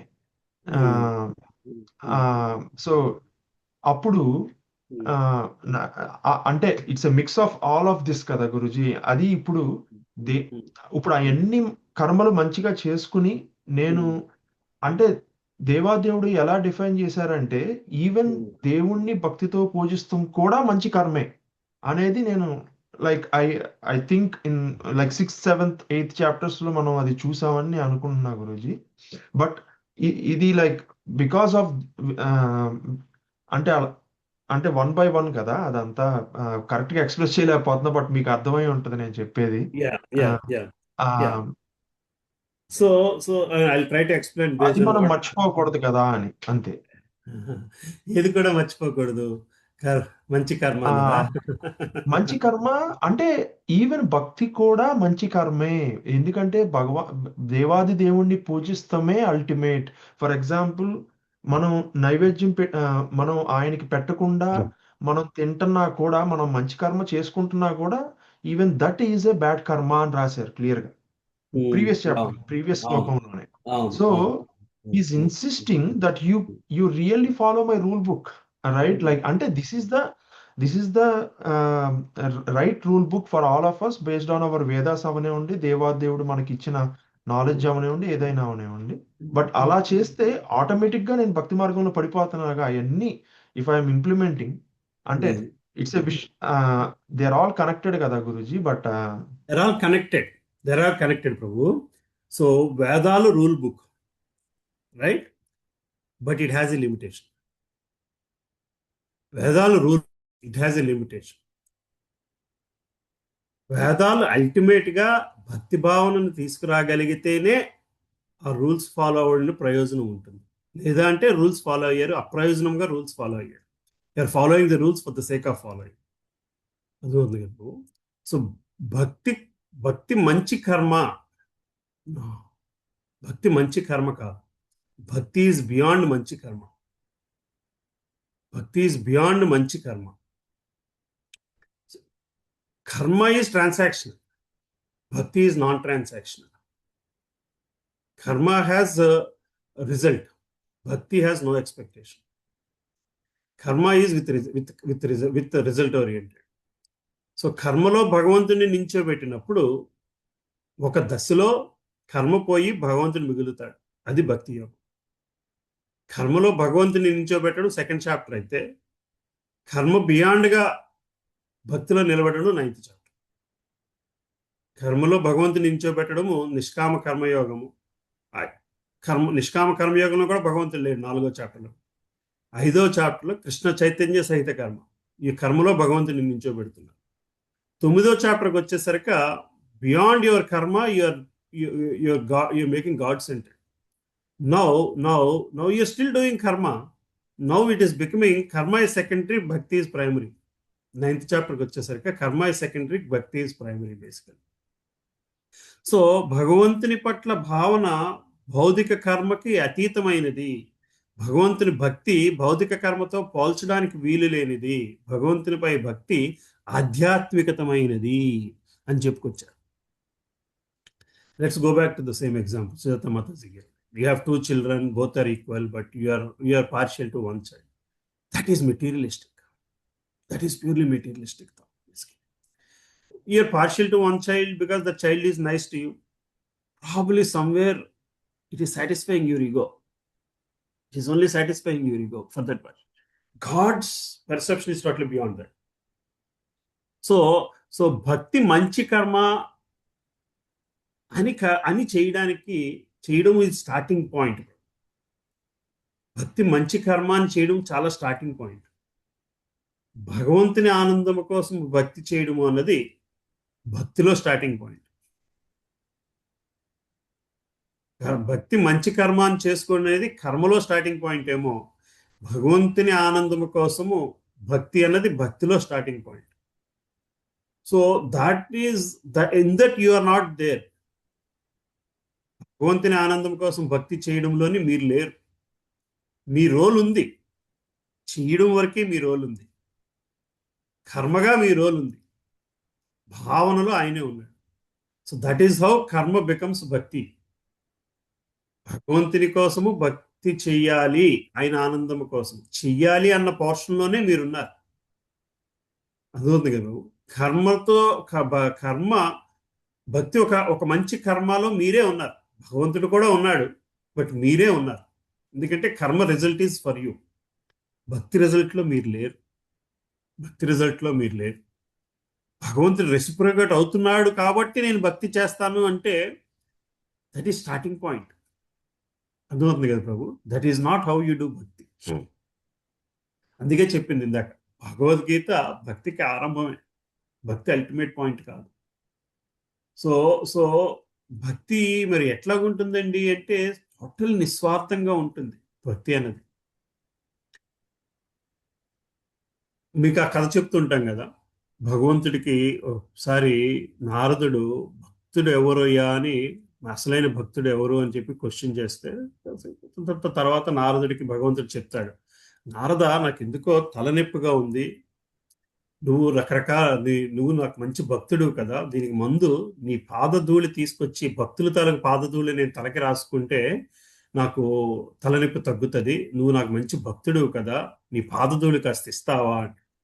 నారదుడు వెంటనే, అదేమిటి ప్రభు, ఇన్ని వేదాల్లో చెప్పున్నది నా పాదధూళి మీ తల మీద పెట్టుంటే నేను ఎన్ని అధమ జన్మలు తీసుకోవాల్సి వస్తుంది, నేను ఎట్లా చేయగలుగుతాను, నేను మీ భక్తుడిని, నా పాదధూళి మీకు తలకి ఎట్లా ఇస్తాను? పోనీ నువ్వు నా భక్తుడు, నువ్వు ఇవ్వలేకపోతున్నావు కదా, నువ్వు దేశాలు తిరుగుతూ ఉంటావు కదా, ఎవరైనా నా భక్తులు నీకు తెలుసు కదా, ఎవరైనా పాదధూళి తీసుకొచ్చి ఇవ్వగలుగుతావేమో, నాకు తెచ్చిపెట్టువయ్యా అని పంపిస్తాడు. నారదుడు ఎక్కడెక్కడికో తిరుగుతాడు, ఎవరెవరినో అడుగుతాడు, ఎవ్వరు కూడా అదేమిటి నారదా ఇలాంటి ప్రశ్న అడుగుతున్నావు? ఇంద్రుడి దగ్గరికి వెళ్తాడు, నేను ఏమైపోతాను నారదా, నువ్వు నా ధూళి ఇస్తాను. బ్రహ్మ దగ్గరికి వెళ్తాడు, బ్రహ్మ అంటాడు, అదే మాట అంటాడు, నేను ఎంతమంది తలరాతలు రాస్తున్నాను, అటువంటి భగవంతుని దూషించే వాళ్ళ వ్యక్తుల జీవితం ఏంటో నాకు తెలుసు, నేను ఎట్లాగిస్తాను.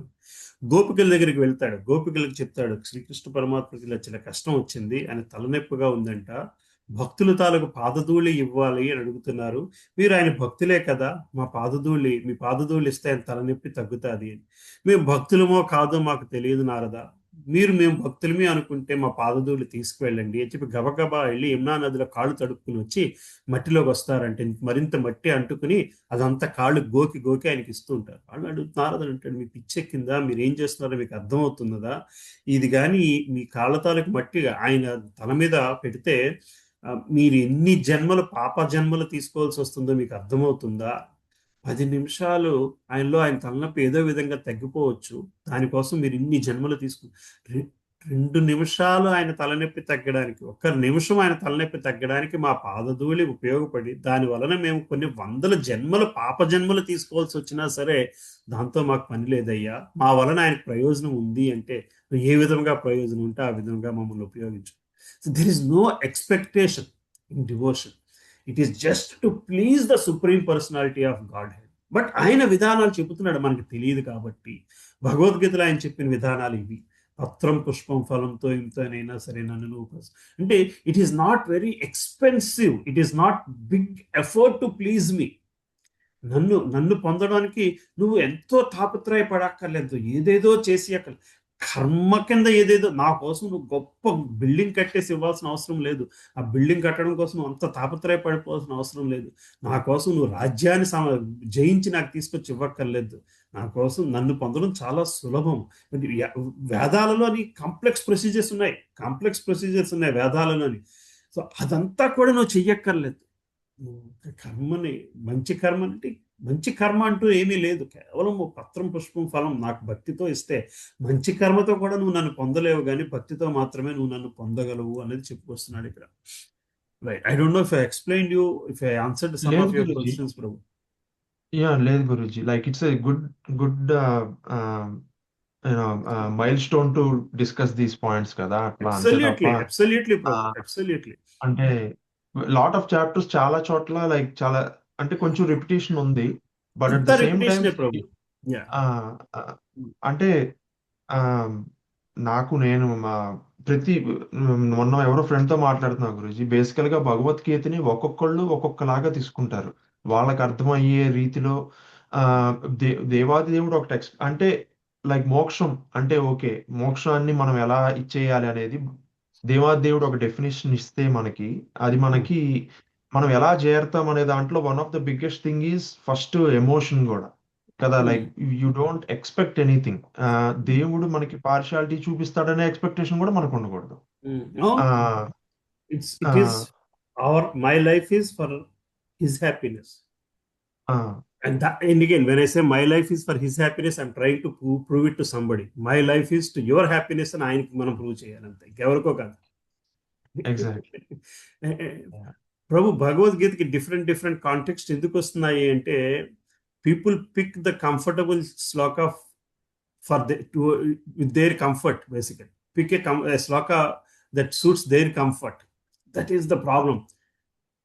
ధ్యాన యోగంలో ఇలాగ రాస్తుంటుంది, కరెక్టే, ధ్యాన యోగంలో ఒక శ్లోకం ఉండి ఇదే మూలం, ఇదే సమాధి స్థితికి కారణం, అన్నీ రాస్తున్నాయి ధ్యాన యోగాలు. అందుకే మీరు ఏదైనా యోగా సెంటర్కి వెళ్తే అక్కడ ఈ శ్లోకాలు ఇవే శ్లోకాలు ఉంటాయి, but they are looking at it only at that శ్లోక.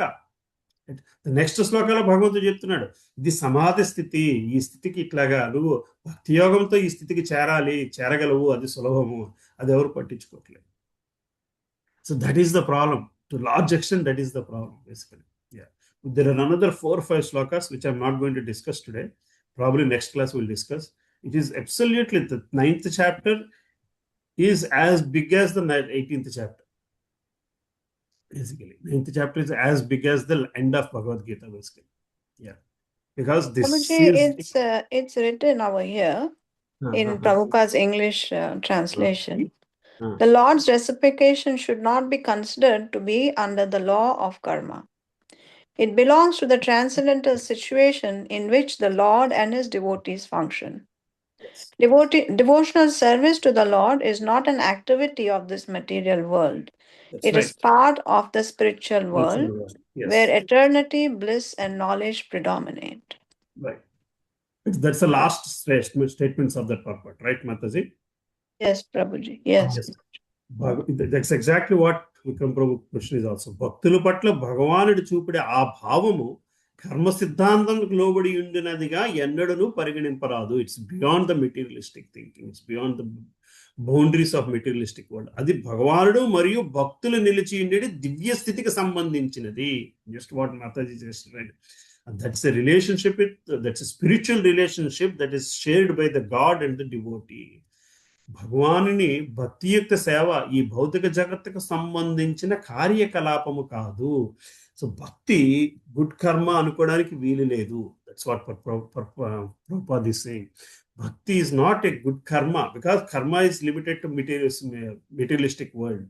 అది భౌతిక జగత్తుకి సంబంధించిన కార్యకలాపం. ఇది సచ్చితానంద పూరితమై ఉండినట్టి ఆధ్యాత్మిక జగత్తునందలి భాగము. So unconditional devotion, love and devotion towards God is an act of materialistic world. Basically, it's an act of materialistic world you are doing while living in spiritual. Act of spiritual world you are doing while living in materialistic world. A pure devotional service to God is an act of spiritual world that you are doing in sitting in materialistic world. That's what we are trying to cultivate. Basically, at the end of it, the sadhana, Krishna Chaitanyamu, Krishna consciousness ante aa sadhana, that is what we are trying to cultivate. Do activities in materialistic world with a spiritual link, basically spiritual perception, right, bro? So that's what we are trying to get out of Bhagavad Gita. And as I said, that's the reason why what do you call it, they talk about all 4 books. Bhakti Shastri class loni Bhagavad Gita is just portion of it. They talk ఉపదేశామృతము కానీ, భక్తి రసామృత సింధువు కానీ, ఇంకోటి ఏంటది అవన్నీ భాగవతం గురుజీ? లేదు ప్రభు, 4 books course Prabhu. Ishopanishad, Nectar of Devotion, Bhagavad Gita, and Nectar of Instruction. Yeah. ఉపదేశామృతం. So ఆ మిగతా నా 3 పుస్తకాలు కలిపి మహా అయితే 30-40 శ్లోకాల మీద ఫోకస్ ఉంటుంది ప్రభు. మిగతా 3 ఇవి 700. So together it puts your mind into the proper perception of devotion, and then you start Bhagavatam. That is how it's prescribed basically. And a 40 slokas only to solidify God, our perception to God from other points of view, basically. That should help you understand. Bhagavad Gita should help you understand devotional service is more important. That should help you understand how and why, how to do the devotional service, basically. Bhakti Rasamrita Sindhu. మనం దానికి reference అక్కడ చోట చూస్తూ ఉంటాం. The nectar of devotion. The nectar of devotion. How devotion should be. The nectar of devotion. Then Bhagavatam. Then Chaitanya Charitamrita.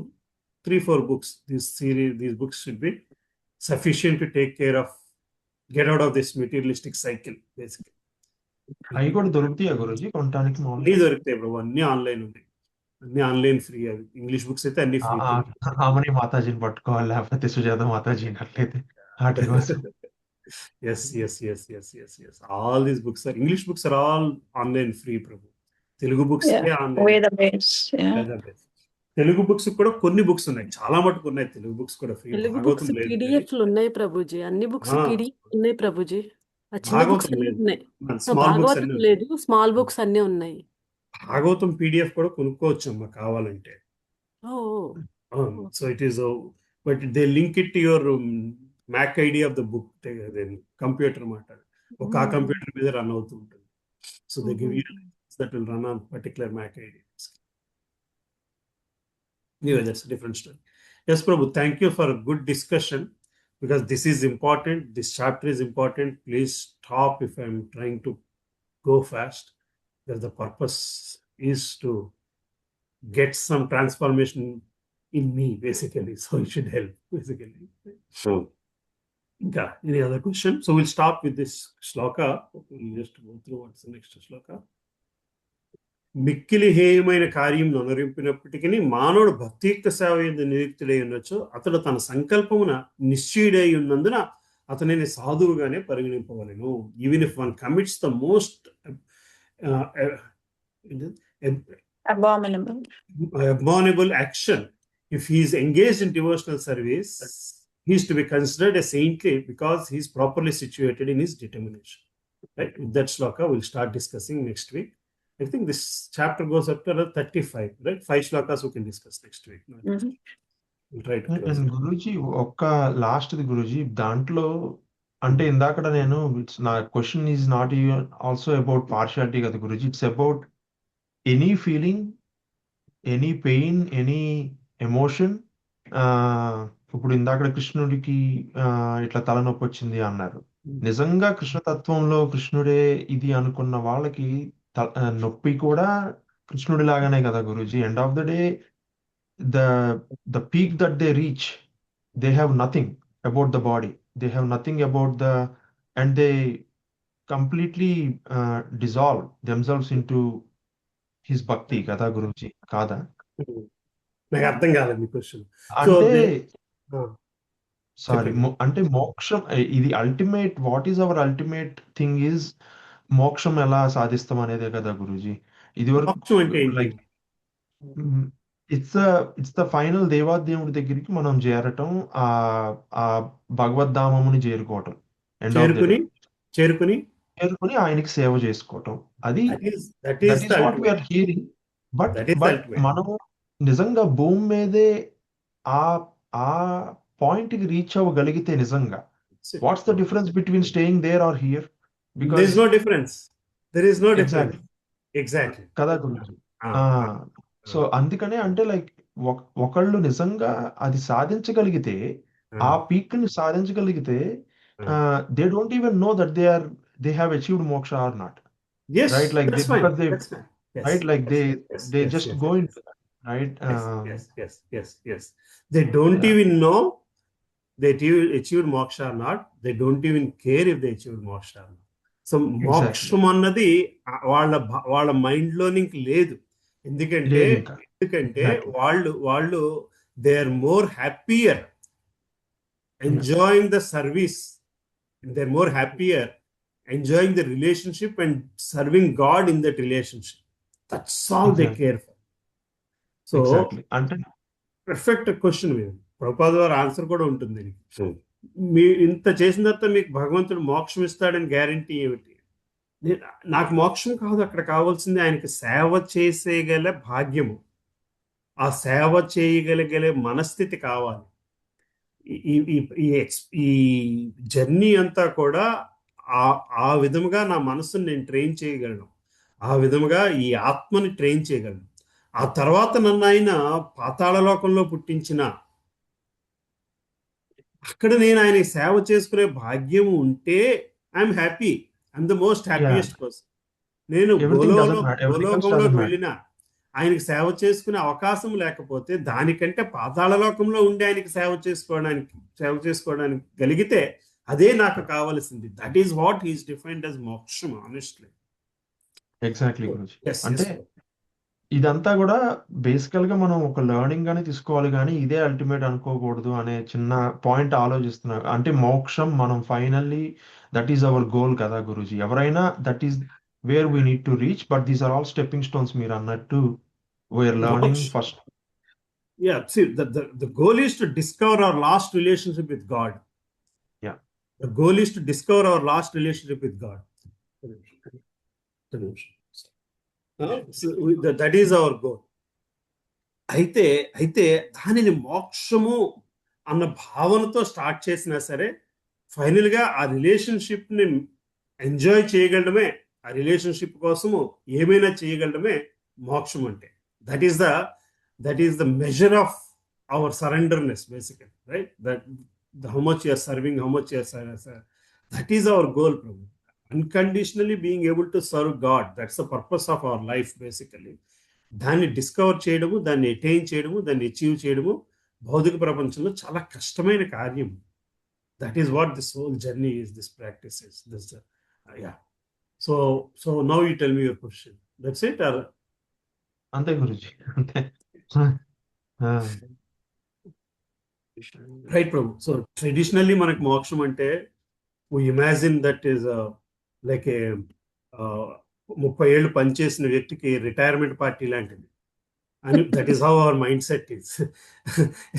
After retirement, I can just sit and sip coffee and read newspaper. So I don't have to do anything. That is what, sit in Florida and sip coffee and read newspaper. మోక్షాన్ని కూడా మనం అదే దృష్టిలో పెట్టుకుని, then you don't have to do anything. You're just enjoying. That's not moksha. That's not moksha. That is svargamemo. That's not moksha basically. Moksha is to be able to discover the purpose of life kante kuda, the purpose of the journey of the soul. The purpose of the journey of the soul. Human life is only part of the journey basically. Is to serve him unconditionally. That was why we were created. But like, మనం ఒక ఉద్దేశంతో ఒక employee job తీసుకుంటాం కానీ వాడు ఇంకేలోగా behave చేస్తుంటాడు. That is what we are doing basically. Okay, anything else? Right, so today is what, 22nd. So next class will be ఫస్ట్కి వచ్చేస్తుందమ్మా next class. Yes, March 1st, March 2nd వస్తుంది. మార్చ్ 1st వచ్చేస్తున్నాం. మీకు ఫస్ట్కి వస్తుందా? మీకు ఫస్ట్కి వచ్చేస్తుందా? ఓకే, మాకు 1st వస్తుంది Prabhuji. So today is March 1st. Yeah, March 1st. So then March 1st, then March 8th is daylight saving. March 1st is okay, I think. All right, okay. Then next week we'll be having the class same time. Then onwards the time changes. Okay. Yeah. 1 hour third hours. All right. Yeah, 1 hour తేడా. So we'll close it here. Daylight saving వచ్చిందంటే spring వచ్చేసిన feeling వస్తుందా ఇంకా లేదా? Oh my God. Don't even tell Prabhuji. We are getting ready for a blizzard tomorrow. That's what Sujata Mataji was saying. But that's okay. At least day length will start increasing. It's already increased. Yeah. Chaitanya చరితామృతానికి ఇంకా 2 weeks time పడుతుంది కదా Prabhuji? Good question. Let me tell you. అంటే 2 weeks పడితే కొంచెం time 10కి start చేస్తారు కదా ప్రభుజీ మాకు.